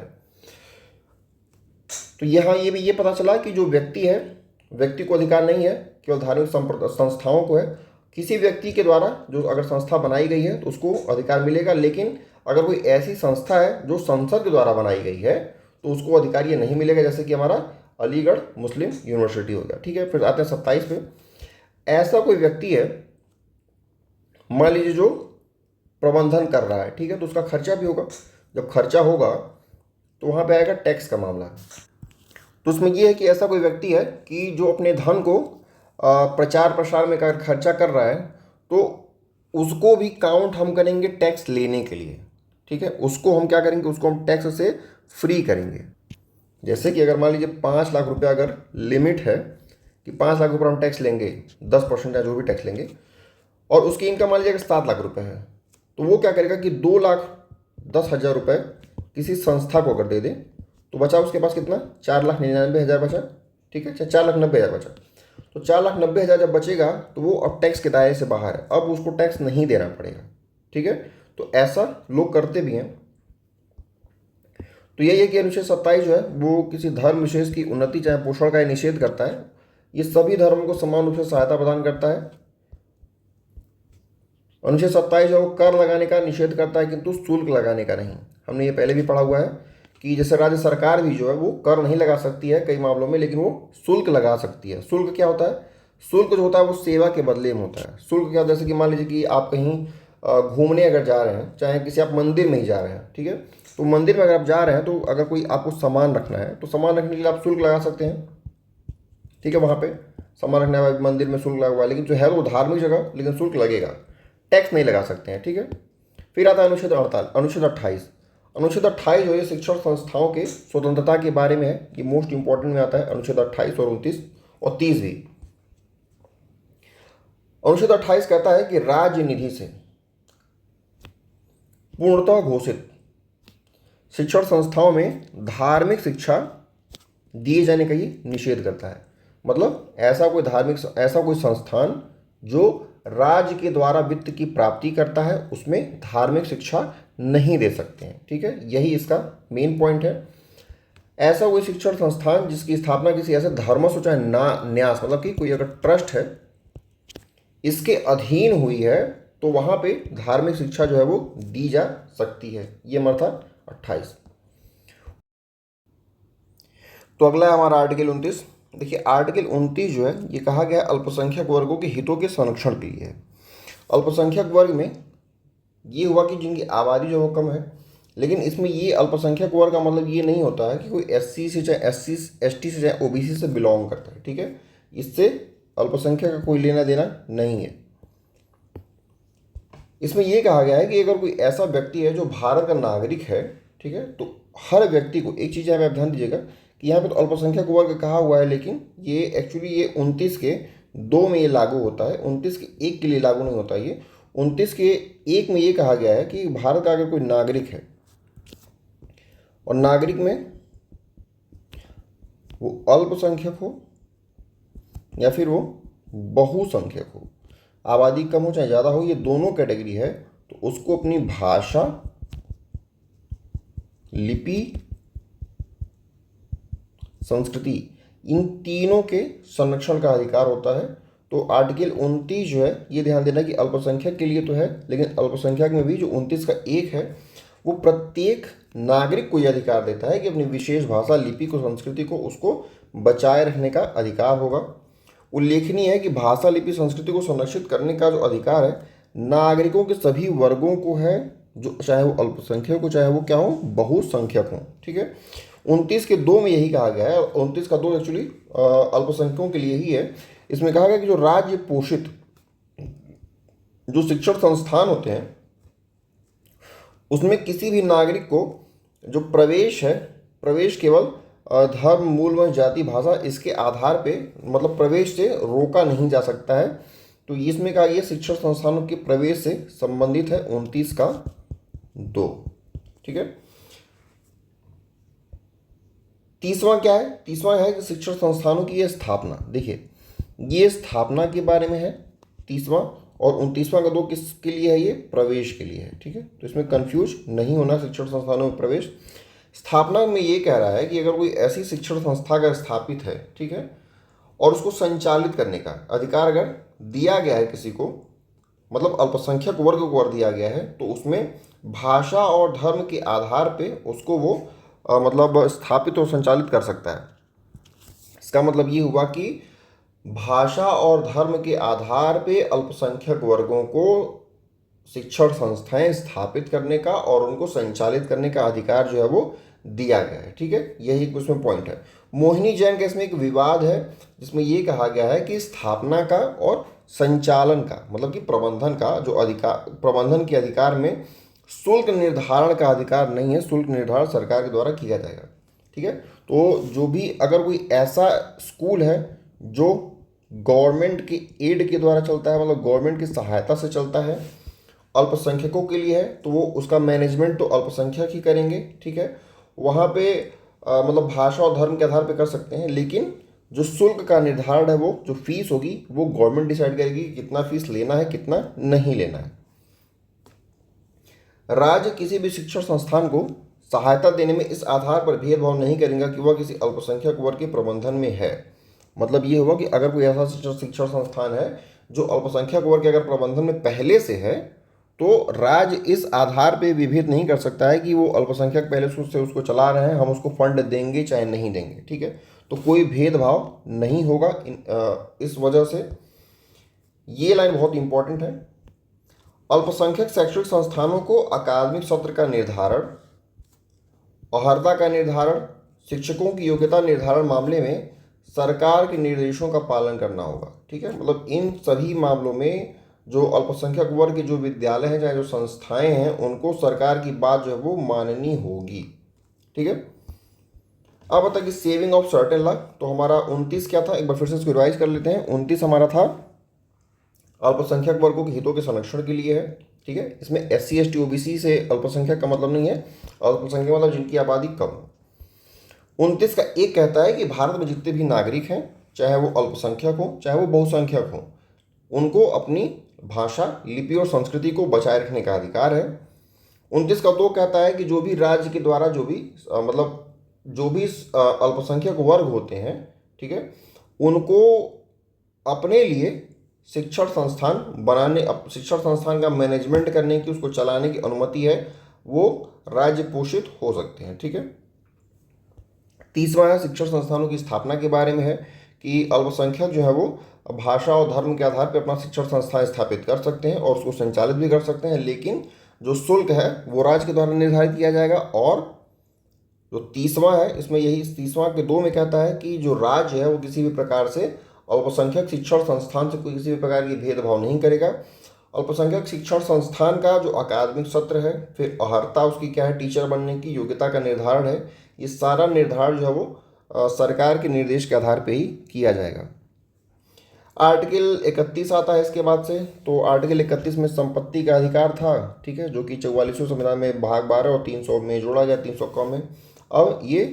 अब अगर ऐसा होता तो अब व्यक्ति सीधे उच्चतम न्यायालय नहीं सकते। एक्चुअली जो रिट होती है ना, तो रिट के मामले में आदमी सीधे सुप्रीम कोर्ट जा सकता है, लेकिन अब नहीं जा सकता है 31 वाले मामले में। जो पहला संविधान संशोधन होता है ये थोड़ा सा इंपॉर्टेंट है, इसको ध्यान देंगे। जो पहला संविधान संशोधन 1951 में है, तो इसमें 31 ख और अनुसूची 9 जोड़ी गई थी, जिसका प्रमुख उद्देश्य क्या था कि भूमि सुधार विधियों को संवैधानिक संरक्षण प्रदान करना। ये मोस्ट इंपॉर्टेंट है। एक्चुअली एग्जाम पता नहीं कि उसको पूछा नहीं आता है, लेकिन बहुत इंपॉर्टेंट है। देखिए एक्चुअली हुआ क्या कि जब भारत आज़ाद होता है ना, तो उस समय जो भूमि थी वो सारी भूमि किसके पास थी, तो जमींदारों के पास थी, ठीक है, जमींदार। तो सरकार, चूंकि संविधान जब लागू होता है तो सबको मूल अधिकार तो मिल ही गए, ठीक है। जब मूल अधिकार मिल गए हैं तो आप उनसे किसी भी प्रकार से उनकी ज़मीन तो आप छीन नहीं सकते हैं, ठीक है। तो अगर हमको अगर ज़मीन छीनना है तो हमको पहले ऐसा एक कानून बनाना पड़ेगा कि हम ऐसा कानून बनाएं कि हम ज़मीन छीने और जो जमींदार है उसके खिलाफ वो कोई मतलब हमारे ऊपर कानूनी प्रक्रिया ना कर सके। क्योंकि जो मूल अधिकार मिला हुआ है, मैंने स्टार्टिंग में बताया था, वो आपको मतलब न्यायपालिका के खिलाफ भी मिला हुआ है और आपको जो विधायिका है उसके भी खिलाफ मिला हुआ है, ठीक है। तो हमको ऐसी विधि बनाना तो आवश्यक है। तो गवर्नमेंट क्या करती है, गवर्नमेंट अपनी विधि बनाती है, यही गवर्नमेंट विधि बनाती है कि जो हम भूमि का जो अधिग्रहण करेंगे, ठीक है। आपने सुना होगा गांव में पहले सीलिंग होती थी, ठीक है। तो सीलिंग में क्या करते हैं, सीलिंग में जो सरकार वो ज़मीन ले लेती थी, जो भी पुराने जमींदार थे, फिर उसको सरकारी ज़मीन घोषित करके धीरे धीरे जो लोग थे उनको बांटा गया था। जो भूदान आंदोलन चला था उसमें विनोबा भावे का जो भी है, तो भूमि जो थी उसका अधिग्रहण के लिए विधि बनाया गया और उससे संरक्षण जो प्राप्त हुआ किसको, गवर्नमेंट को प्राप्त होता है। 31 के क में क्या कहा गया है कि saving of land reform laws. देखिए इसमें यही मैं बता रहा था कि ऐसी कोई संपदा या उसका अधिकार जो है वो राज्य द्वारा अर्जन करने वाली किसी विधि को न्यायालय में इस आधार पर चुनौती नहीं दी जा सकती है कि वह अनुच्छेद 14 तथा अनुच्छेद 19 का उल्लंघन करती है। इसी माध्यम से अनुसूची 9 जोड़ी गई थी, ठीक है। इसमें यही कहा गया, देखिए मैंने जो बताया था वही यही है कि अगर भूमि का अधिग्रहण जो है वो सरकार अगर कर रही है, यहाँ पे राज्य के द्वारा अगर अर्जन होता है, तो उसको न्यायालय में चुनौती नहीं दी जा सकती है कि हम अनुच्छेद 14 के द्वारा और अनुच्छेद 19 का ये हम उल्लंघन कर रहे हैं। मतलब कि केंद्र जो है वो अनुच्छेद 14 का और अनुच्छेद 19 का उल्लंघन कर रही है, तो इस आधार पर जो व्यक्ति है वो गवर्नमेंट को चुनौती नहीं दे सकता है, ठीक है। बस इसमें यही कहा गया। तो इसी के आधार पर अनुसूची 9 जोड़ी गई। सभी को पता है कि अनुसूची 9 क्या है, तो अनुसूची 9 जो है वो भूमि सुधार और जमींदारी है, तो भूमिस्व द्वारा जमींदारी के खिलाफ कोर्ट में नहीं जा सकते हैं, ये यही कहा गया है इसमें। 17वां संविधान संशोधन जो होता है उसमें 31 के क में पहले एक वर्ड हुआ करता था जिसका नाम था संपदा, तो संपदा शब्द को और विस्तृत बनाया गया, इसको नहीं पढ़ना है, छोड़ दीजिए। फिर 31 का ख कहता है saving of certain laws. Certain law यही कहता है कि ये अनुसूची 9 से संबंधित है, इसमें यही कहा कि भाग 3 का अगर उल्लंघन अगर होता है, ठीक है, स्टेट के द्वारा, मतलब कि राज्य के द्वारा उल्लंघन होता है, तो किसी भी मूल अधिकार के उल्लंघन के विरुद्ध ये संरक्षण देता है। मतलब अगर स्टेट जो है वो अगर उल्लंघन कर रही है किसका, भाग 3 का अगर उल्लंघन अगर कर रही है, तो स्टेट को ये संरक्षण देता है कि हम मूल अधिकार का जो हम उल्लंघन कर रहे हैं उससे उनको संरक्षण मिलेगा और मामला जो है वो कोर्ट में नहीं जाएगा। इसमें यही कहा गया है बस। देखिए 9वीं अनुसूची जब बनी थी तो उसमें 64 भूमि सुधार अधिनियम थे और वर्तमान में 284 अधिनियम है, ये सब छोड़ दीजिए। फिर इसके बाद इम्पोर्टेंट क्या है, इसके बाद इम्पोर्टेंट ये आप संविधान संशोधन की इम्पोर्टेंस को आप देख सकते हैं। देखिए जो 26वां जो संविधान संशोधन होता है ना, तो इसमें एक वर्ड हुआ करता था प्रीवी पर्स, तो प्रीवी पर्स शब्द को हटाया गया है, ठीक है। इस प्रकार डीपीएसपी को मूल अधिकारों पर प्राथमिकता दी गई, ठीक है। ये मुंबई वाला वाद हुआ था उसमें हुआ ये। और इसमें कुछ इंपॉर्टेंट, हाँ इंपॉर्टेंट आता है आर्टिकल 32। अब आर्टिकल 32 क्या है, तो जो डॉक्टर भीमराव अम्बेडकर हैं इन्होंने आर्टिकल 32 को भारतीय संविधान का हृदय या फिर इसको आत्मा कहा है। सुप्रीम कोर्ट द्वारा 32 में, हाई कोर्ट द्वारा 26 में रिट जारी करने की पावर मिली हुई है, और ये इन दोनों में कहीं भी जो ये अधिकार है ये स्वविवेकी अधिकार दिया गया है। मतलब ये आदमी के विवेक के ऊपर निर्भर करता है कि आदमी हाई कोर्ट जाएगा कि आदमी सुप्रीम कोर्ट जाएगा, वो उसका स्वविवेक यहाँ पे काम करेगा, ठीक है।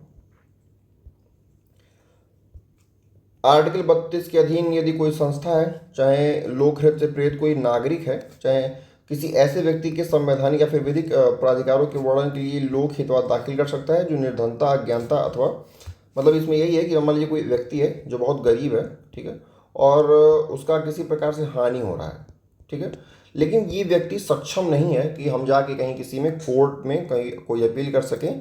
तो अब एक ऐसा व्यक्ति जो अगर मान लीजिए इसको दया आ जाए, चाहे कोई परिचय का है, चाहे किसी भी माध्यम से, अगर ये सक्षम है, तो इस व्यक्ति की जगह पे जो ये वाला व्यक्ति है ये कोर्ट जा सकता है, ठीक है, और जा करके जो PIL है, जो रिट है वो दाखिल करवा सकता है, यही कहा गया है।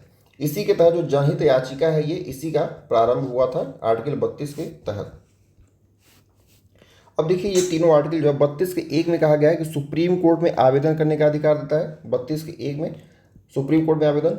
32 के 2 में कहा गया है कि जो सुप्रीम कोर्ट की ये पावर है उस सब मतलब 32 के 2 में पावर के बारे में वर्णन है कि जो सुप्रीम कोर्ट है वो ऑर्डर दे सकती है, डायरेक्शन दे सकती है, चाहे रिट जारी कर सकती है। फिर 32 के 3 में कहा गया है कि सुप्रीम कोर्ट जो है किसी अन्य न्यायालय को सुप्रीम कोर्ट द्वारा, मतलब जो भी शक्ति उसकी है, सभी को चाहे किन्हीं शक्तियों को मतलब प्रयोग करने की अनुमति दे सकती है, ठीक है। तो इतना डिटेल नहीं जाना, बस आपको फैक्ट जानना है और आपको आर्टिकल नहीं याद करना है। 32 में क्या है था हमारा, तो 32 में यही है कि सुप्रीम कोर्ट में आवेदन करने का अधिकार है। फिर 32 का 2 है कि सुप्रीम कोर्ट के पास ये पावर होती है कि वो डायरेक्शन दे पाए, ठीक है, ऑर्डर दे पाए। 32 का 3 यही कहता है कि जो सुप्रीम कोर्ट की जो पावर है वो हो सकता है वो सारी पावर अपने यूज कर ले या फिर कुछ पावर दे दे, तो किसको देगी, हाई कोर्ट को देगी, तो हाई कोर्ट भी तो रिट जारी करती है, तो यही कहा गया कि पावर का ट्रांसफर की ये बात करता है। 32 के 4 में कहा गया कि संविधान में अन्यथा उपबंधित के सिवाय मूल अधिकारों को प्रवर्तित करने के अधिकार में निलंबन का निषेध करता है। मतलब ये कि मूल अधिकार है, ठीक है, उसको निलंबन नहीं कर सकते हैं, इसको छोड़ दीजिए।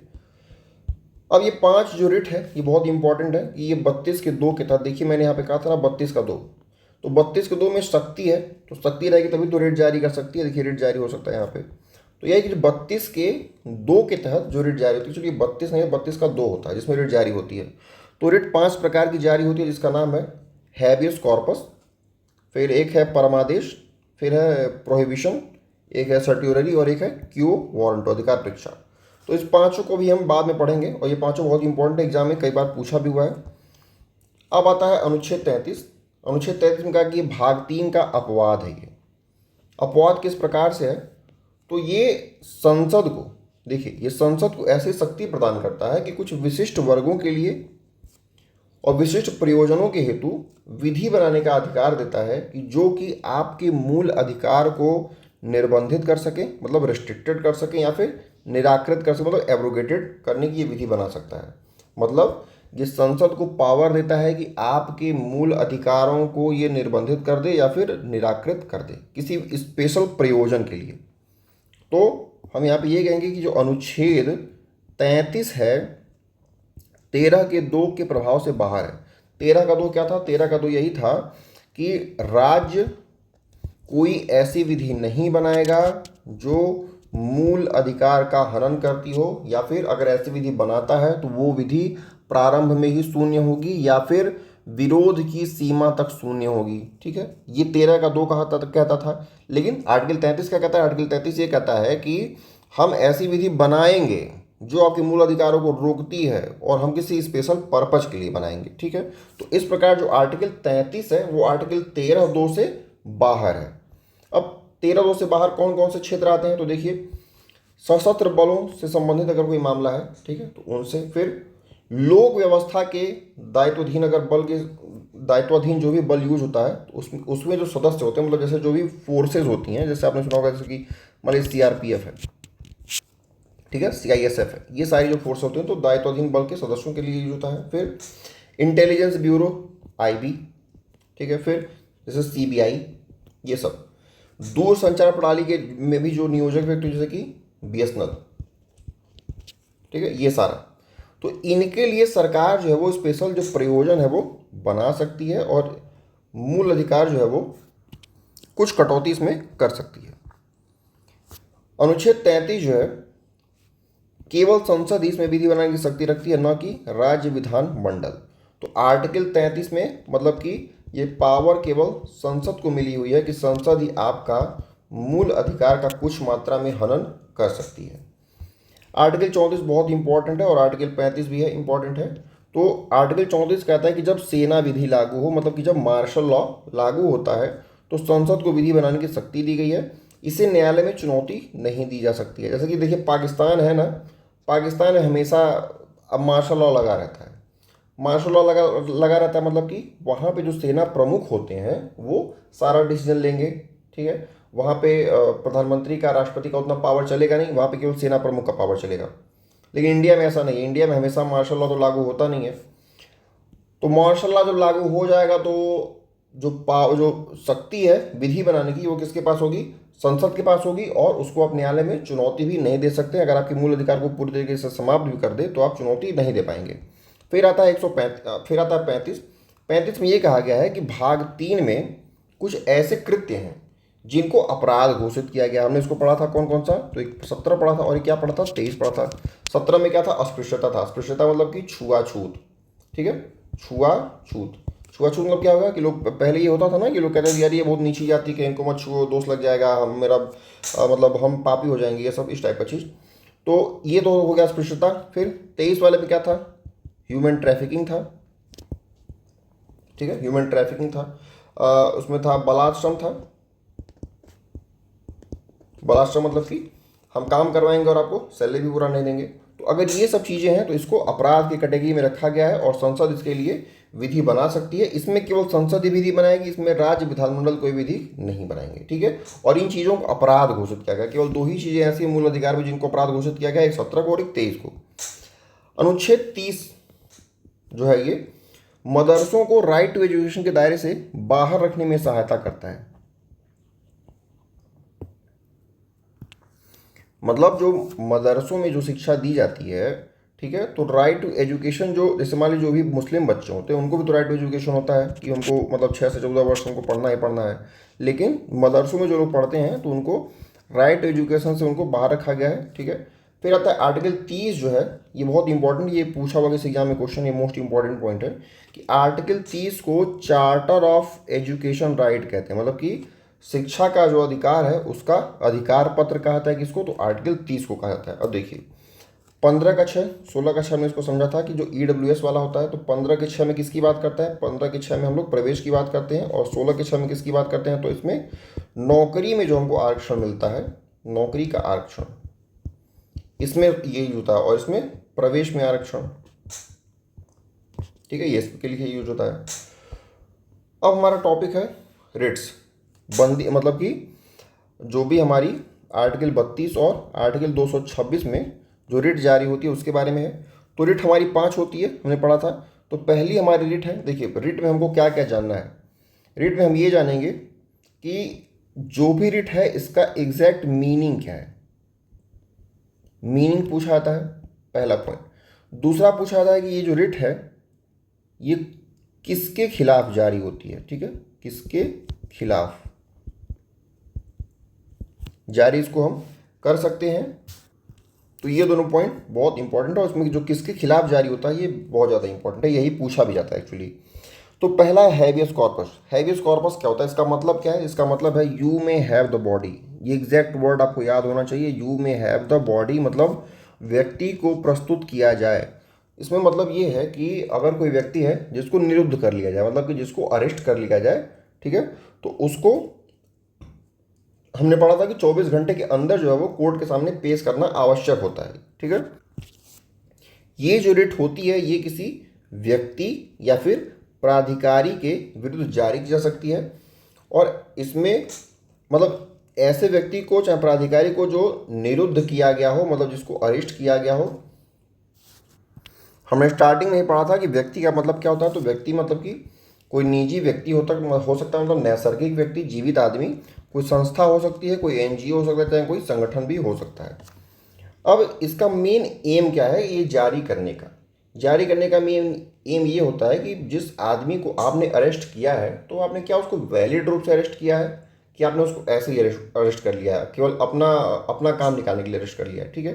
जैसे कुछ लोग होते हैं, जैसे पुलिस वाले होते हैं, तो वो अरेस्ट कर लेते हैं, उसको नहीं दिखाएंगे कि, चाहे मान लीजिए एक पुलिस वाला है और ये कोई पावरफुल आदमी है और कोई एक छोटा सा आदमी है, तो ये जो पावरफुल आदमी कहेगा कि इसको उठा लो, पुलिस उसको उठा लेगी, ठीक है, और बताएगी नहीं हमने क्यों उठाया हुआ है।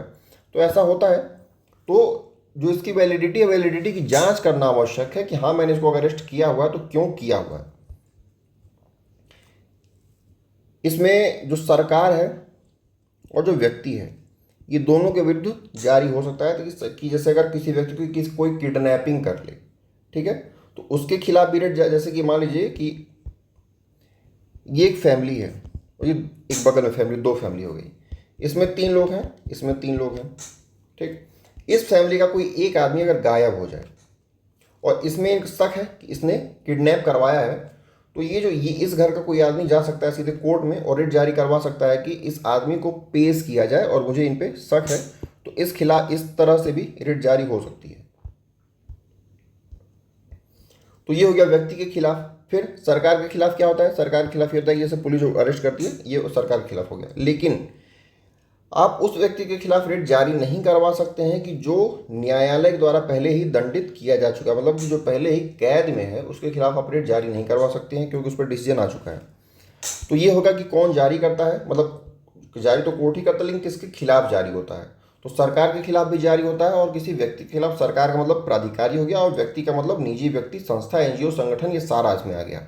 इसका मतलब क्या होता है, you may have the body, मतलब व्यक्ति को प्रस्तुत किया जाए, बस खत्म। दूसरा आता है मैंडमस। मैंडमस मतलब कि परम आदेश। तो मैंडमस का मतलब क्या होता है, वी कमांड। वी कमांड मतलब कि हम आदेश देते हैं।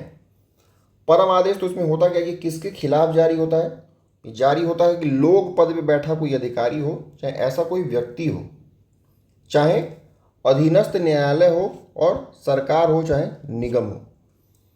ये तब जारी होता है कि जब कोई ऐसा आदमी है कि आप अपना काम करवाने जाए, मान लीजिए कोई सरकारी कर्मचारी, आप अपना काम करवाने जाते हैं, ठीक है, वो कहता है कि मैं नहीं करूँगा, मुझे कुछ मतलब साइड से कुछ चाहिए, धन चाहिए। तो जब कोई लोक कर्तव्य का काम हो और अधिकारी जो वो करने से मना कर दे, या फिर अगर वो काम करता है उसको वो क्या करे, अवैध रूप से करे, ठीक है, तब यहाँ पे हम मैंडमस जो है वो जारी करवा सकते हैं। तो ये कब जारी होता है कि जब अपने लोक कर्तव्य को करने से वो मना करे, या फिर वो अवैध रूप से कोई काम करे, मतलब कि घूस उस ले, ये इस टाइप का। कब हम जारी नहीं करवा सकते हैं, ये भी इंपॉर्टेंट है कि जब अधिकारी के पास विशेष पावर हो, मतलब कि स्पेशल किसी काम के लिए अगर उसको बैठाया गया है तो आप उससे काम नहीं करवा सकते हैं। प्लस राष्ट्रपति चाहे राज्यपाल के खिलाफ इसको आप जारी नहीं करवा सकते हैं। निजी व्यक्ति, संस्था एनजीओ के खिलाफ ये जारी नहीं हो सकता है। ये जारी किसके खिलाफ होता है केवल? तो देखिए, ये जारी होता है कि भाई जो भी व्यक्ति, आप खुद समझिए कि जो भी व्यक्ति मान लीजिए किसी सरकारी पद पे बैठा होगा, आप उसी के पास हो जाएंगे अपना काम करवाने। तो जब आप काम करवाने जाएंगे तो उसी के खिलाफ वो जारी इसको करवा सकते हैं। भाई कह रहा है कि भाई लोक पद का अधिकारी हम काम नहीं करेंगे, पहला व्यक्ति हो गया। दूसरा व्यक्ति कौन हो गया? मान लीजिए कोई एनजीओ है, आप उसके पास जाएं, कोई संस्था है, आप उसके पास जाएंगे कि हम नहीं करेंगे भाई साहब, ठीक है। कोई अधीनस्थ न्यायालय, अधीनस्थ न्यायालय मतलब कि जो जिला पे जो न्यायालय होती है वो भी ऐसा काम कर सकती है। सरकार हो सकती है, कोई निगम हो सकता है, ये सारे लोग ऐसे काम कर सकते हैं कि भाई हम काम नहीं करेंगे, ठीक है, हमको घूस चाहिए, चाहे इस टाइप का कुछ भी। तो इनके इनके खिलाफ ये जारी होता है। तीसरा आता है प्रोहिबिशन। प्रोहिबिशन मतलब कि मना कर देना। मना कर देना का मतलब होता है कि काम को रोक देना। एक्चुअली हम लोग जो प्रोहिबिशन है और प्रोहिबिशन के बाद हमको जो आता है सर्ट्यूररी मतलब कि उत्प्रेषण, इन दोनों में अंतर क्या होता है? देखिए, जो प्रोहिबिशन वाला होता है ना, तो प्रोहिबिशन में जो काम है, मतलब चाहे जो प्रोसीडिंग है, जो कोर्ट में केस चल रहा होता है, वो अभी जैसे यहाँ पे जो प्रोहिबिशन है इसमें वो कॉन्टिन्यूस, मतलब माफ़ कीजिएगा, प्रोहिबिशन में केस जो है वो चल रहा होता है अभी, उसके दौरान हम जाते हैं कोर्ट में और वहाँ से प्रोहिबिशन लेके आते हैं। लेकिन जब हम ये पढ़ेंगे, उत्प्रेषण पढ़ेंगे, सर्ट्यूररी, तो सर्ट्यूररी में क्या होता है कि कोई भी जो डिसीजन होता है कोर्ट का, डिसीजन वो आ चुका है, डिसीजन आ चुका है, उसके बाद हम जाएंगे कोर्ट में, हम जारी करवाएंगे सर्ट्यूररी। उसके बाद कोर्ट क्या करेगी, जो जिला में जो कोई भी केस अटका हुआ होगा, जिस पे मुझे गलत डिसीजन मिला है, वो क्या करेगी, वो केस जो अपने पास मंगवा लेगी। कौन मंगवाएगी? हाई कोर्ट मंगवाएगी, ठीक है, क्योंकि ये रिट का मामला है। तो प्रोहिबिशन में क्या कहता है कि इसका मतलब होता है मना करना, मतलब कार्य को रोकना, इसका एग्जैक्ट मतलब यही है। तो किसके खिलाफ ही जारी होता है? देखिए, प्रोहिबिशन और जो सर्ट्यूररी है दोनों सेम संस्था के खिलाफ जारी होता है। और किसके खिलाफ में जारी होता है? जो भी न्यायिक संस्थाएं हैं उसके रूप में, जैसे कि निम्नतर न्यायिक संस्था मतलब कि हो गया जिला कोर्ट, जिला में कौन आ गया? तो सिविल आ गया। और क्या हो गया? सत्र न्यायालय आ गया, ये आ गया। फिर अर्ध न्यायिक संस्था मतलब कि जो भी ट्रिब्यूनल होते हैं, ठीक है, उनके खिलाफ ये जारी होता है।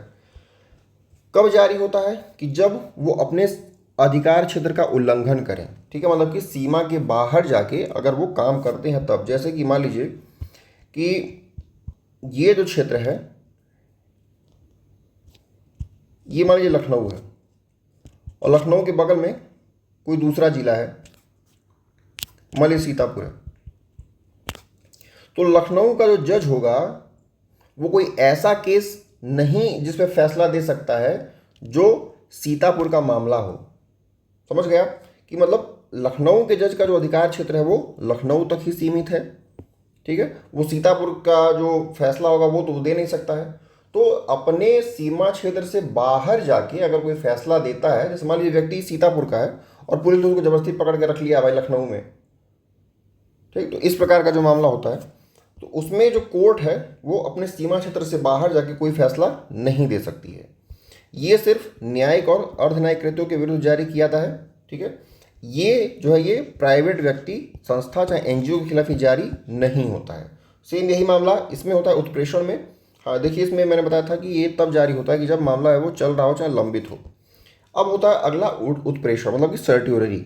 सर्ट्यूररी का मतलब क्या होता है कि पूर्णतया सूचित करना या फिर इसको मंगवा लेना। देखिए, उत्प्रेषण, उत्प्रेषण को जब आप तोड़ेंगे दो शब्द में, तो एक होता है उत माने ऊपर, और प्रेषण मतलब कि प्रेषित करना, मतलब कि भेजना। तो हम क्या भेजेंगे ऊपर? मान लीजिए जो भी मामला जिला कोर्ट पे चल रहा होगा, चाहे जो भी अधीनस्थ न्यायालय है वहाँ पे मामला जो चल रहा होगा उसको हम भेजेंगे ऊपर, मतलब कि हाई कोर्ट में पहुँच जाएगा मामला। यहाँ इसका मतलब क्या होता है? मेन सेम एज प्रोहिबिशन ये होता है, लेकिन ये सिर्फ तभी जारी होता है कि जब कार्यवाही जो है वो समाप्त हो चुकी होती है। ये जो जारी होता है ये पुनर्विलोकन के हेतु जारी होता है। मतलब कोई ऐसा व्यक्ति जो जिला लेवल पे संतुष्ट नहीं है, ठीक है, उसको लगता है कि हाँ मेरे साथ कुछ गलत हुआ है कोर्ट के माध्यम से, तो वो जा सकता है कहाँ? हाई कोर्ट जाएगा, हाई कोर्ट जाके सर्ट्यूररी जारी करवाएगा, सर्ट्यूररी जारी करेगा, और फिर क्या करेगा, जो मेरा फैसला आया हुआ है जिला कोर्ट से आप उसका पुनर्विलोकन करें, मतलब क्या फिर से उसको खोल कर केस को देखिए, ठीक है। तो यही होता है सर्ट्यूररी। इसमें जो हाई कोर्ट है वो निर्णय को निरस्त कर सकती है, ठीक, और सक्षम न्यायालय को यह स्थानांतरित कर सकती है, ठीक। प्रतिषेध की भांति भी यह कार्यपालिका, विधायिका, प्रशासनिक अधिकारी के विरुद्ध जारी नहीं की जा सकती है। ये केवल अधीनस्थ न्यायालय की कार्यवाही का मतलब खिलाफ जारी होती है, और इसमें जो भी अधीनस्थ न्यायालय है ना, उसके कार्य का परीक्षण होता है कि जो भी जिला लेवल पे जो न्यायालय है, क्या वो अपना काम मतलब सही तरीके से पूरा सत्यता के साथ कर रही है, पूरी ईमानदारी के साथ कि नहीं, कि उसमें कुछ घूस वूस लेके, चाहे ऐसा कुछ किसी का कोई पावरफुल आदमी हो, कोई पावरफुल आदमी का भी प्रभाव होता है तो भी लोग उनका थोड़ा सा साइड ले लेते हैं और किसी छोटे आदमी को फंसा देते हैं, तो इस टाइप का भी होता है। फिर आता है अधिकार परीक्षा। अधिकार परीक्षा में क्या है कि इसका मतलब होता है कि आपका प्राधिकार क्या है। आपका प्राधिकार मतलब ये किसके खिलाफ जारी होगा, तो लोक पद का अधिकारी। देखिए, आपने सुना होगा कि थोड़े दिन पहले फर्जी टीचर का मामला चल रहा था, ठीक है। एक केस पता नहीं कौन सा हुआ था, एक्चुअली एक लड़की थी पता नहीं कहाँ, लखनऊ साइड की, तो उसका कुछ मार्कशीट इधर उधर हो गया था, तो उसी की जांच स्टार्ट हुई थी, फिर उसी से सारा ये पूरा मामला खुल गया। उसके बाद यूपी में फर्जी शिक्षकों के लिए फिर एक समस्या ही आ गई। जो भी फर्जी शिक्षक थे, लगभग बहुत पुराने 1990, 90, 95 तक के जो शिक्षक थे, उनको खोज के निकाला गया और उनसे काफ़ी पैसे की वसूली भी की गई। तो उसमें यही होता है, इसमें जो अधिकार परीक्षा है तो क्यू वारंटो, कि ऐसा कोई व्यक्ति है जो उस पद के लिए योग्य नहीं है, लेकिन फिर भी उस पद पे वो बना हुआ है। तो इसमें उस पद की, जो पद पे वो आसीन है, उस पद की योग्यता अगर वो दावा अगर वो करता है, तो उस दावे के विरुद्ध जो है वो अधिकार परीक्षा जो है वो जारी करवा सकते हैं। यह रीट जो है, ये आवेदन इसमें कोई भी व्यक्ति कर सकता है। जैसे कि मान लीजिए कि आपके गांव में कोई मास्टर जी हैं, फर्जी शिक्षक हैं वो, ठीक है, और इनसे आपका कोई झगड़ा हुआ है। चाहे मान लीजिए आपका अगर कोई झगड़ा नहीं है, आप रहते हैं कहीं शहर में, लेकिन आपको ये पता चला कि अरे मास्टर जी तो फर्जी हैं, पता नहीं क्या पढ़ा रहे होंगे बच्चों को, तो आपका इनसे कोई रिलेशन तो है नहीं, आपका कोई रिलेशन नहीं है, इसके बावजूद भी आप इनके खिलाफ जो है वो क्यू वारंटो जारी करवा सकते हैं। मतलब यही है कि मतलब जो प्रार्थी है, अधिकार के रूप में इसका दावा नहीं कर सकता है। यह एक विवेकीय उपचार है और निजी पद पर आसीन व्यक्ति के विरुद्ध जारी, मतलब कि अगर मान लीजिए कोई प्राइवेट स्कूल है, प्राइवेट स्कूल में अगर कोई टीचर, तो आप उसके खिलाफ जारी नहीं करवा सकते हैं, लेकिन हाँ कोई अगर गवर्नमेंट में है तो उसके खिलाफ ही जारी हो सकता है। अब कुछ ये 2-3 पॉइंट हैं जो कि एमसीक्यू से मैंने लिखे हुए हैं। तो इसमें कहा कि संविधान की आत्मा तथा हृदय किसको माना गया है, तो प्रस्तावना को माना गया। एक्चुअली जो समस्या फंसती है इसमें आता है आर्टिकल 32 और प्रस्तावना। संविधान की आत्मा और हृदय को आर्टिकल 32 को भी मान सकते हैं और प्रस्तावना को भी मान सकते हैं, क्योंकि प्रस्तावना जो मूल ढांचे में आती है, ठीक है। मूल ढांचा का सारा हिस्सा प्रस्तावना में लिखा हुआ, उसमें न्याय है, उसमें स्वतंत्रता है, उसमें भाई मतलब बंधुता है, उसमें सारी चीज़ें हैं। तो संविधान की आत्मा और हृदय प्रस्तावना को माना गया, ये यूपी ट्रिपल ने माना है, ठीक है, ये वेरीफाइड है। फिर BR अम्बेडकर के द्वारा आर्टिकल 32 को संविधान की आत्मा और हृदय माना गया है। ठाकुरदास भार्गव के अनुसार प्रस्तावना को माना गया है आत्मा और हृदय, और जवाहरलाल नेहरू के अनुसार भी प्रस्तावना को ही माना गया है। तो केवल BR अम्बेडकर के खिलाफ के अनुसार आर्टिकल 32 को माना गया है, नहीं तो सभी के अनुसार प्रस्तावना को ही माना गया है। तो देखिए हमारा टॉपिक जो है ये खत्म होता है। काफ़ी बड़ा टॉपिक था, लेक्चर भी काफ़ी लंबा हो गया, लेकिन ये बहुत कॉम्प्लेक्स टॉपिक है। लोग ऊपर ऊपर से पढ़ लेते हैं, लेकिन है ये बहुत डीप टॉपिक।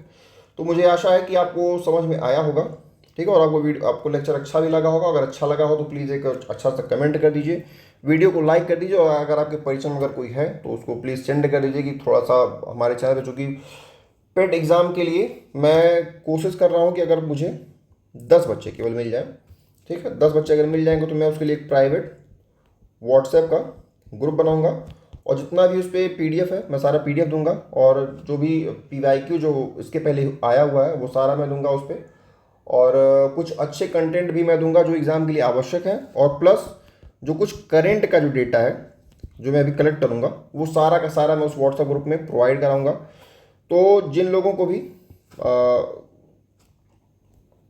भाई देखिए चाहिए, जिसको भी, वो हमारे टेलीग्राम को ज्वाइन करें पहले, ठीक है, टेलीग्राम को ज्वाइन करें। टेलीग्राम पे आप आइए, और चैनल पे आप जब जाएंगे तो वहाँ पे आपको टेलीग्राम का स्टार्टिंग में ही लिंक मिल जाएगा, आप उसको ज्वाइन करेंगे, और टेलीग्राम पे आके आपको जो भी एडमिन दिखे, ठीक है, एडमिन वहाँ पे जो भी 2-3 आईडी आपको दिखेगी, आप किसी भी आईडी पे आप एक कमेंट कर देंगे कि मतलब मेरा नाम ये है और मुझे पेट वाले बैच में ज्वाइन होना है, ठीक है, तो आप उसमें ज्वाइन हो जाएंगे और आपको एक व्हाट्सएप ग्रुप में ज्वाइन करा दिया जाएगा।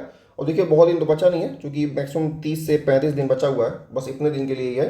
तो हम चाहते हैं कि हमारे साथ जितने भी लोग जुड़े हैं, ठीक है, वो कुछ अच्छा करें, ठीक है, और अच्छा परसेंटेज लेकर आए। मेरी आशा है कि जो लोग जुड़े वो 99 परसेंटाइल तो बनाए ही बनाए, ठीक है। क्योंकि कंटेंट मैं पूरी कोशिश करूंगा कि अच्छा से अच्छा हो, और मैं कहीं भी ऐसा कोई भी कोशिश ना करूंगा कि मैं ये बचा लूँ कि ये कंटेंट तो पेड है, मैं अच्छे से इसको ना पढ़ाऊँ। तो जितने भी आप जो भी पढ़ रहे होंगे, आप देख रहे होंगे कि सारा कंटेंट बहुत डीप लेवल पे है, और मैं पूरी कोशिश करता हूँ जितना अदर क्लासेस में, अदर जो भी कोचिंग है पढ़ाते हैं लोग, जितना वो पेड में देते हैं, मैं कोशिश करता हूँ कि उससे ज़्यादा ही दूँ, क्योंकि एग्ज़ाम इतना डीप होता चला जा रहा है कि कहीं से भी क्वेश्चन बन जा रहा है। ठीक है, तो चलिए मिलते हैं अगले वीडियो में। बहुत बहुत धन्यवाद अगर आपने अंतिम तक वीडियो देखा हुआ है। और एक वीडियो इसकी और बची हुई है पॉलिटी की, तो वो भी वीडियो आ जाएगी, फिर उसके बाद हम दूसरे टॉपिक पर शिफ्ट कर जाएंगे। तो बहुत बहुत धन्यवाद, नमस्कार।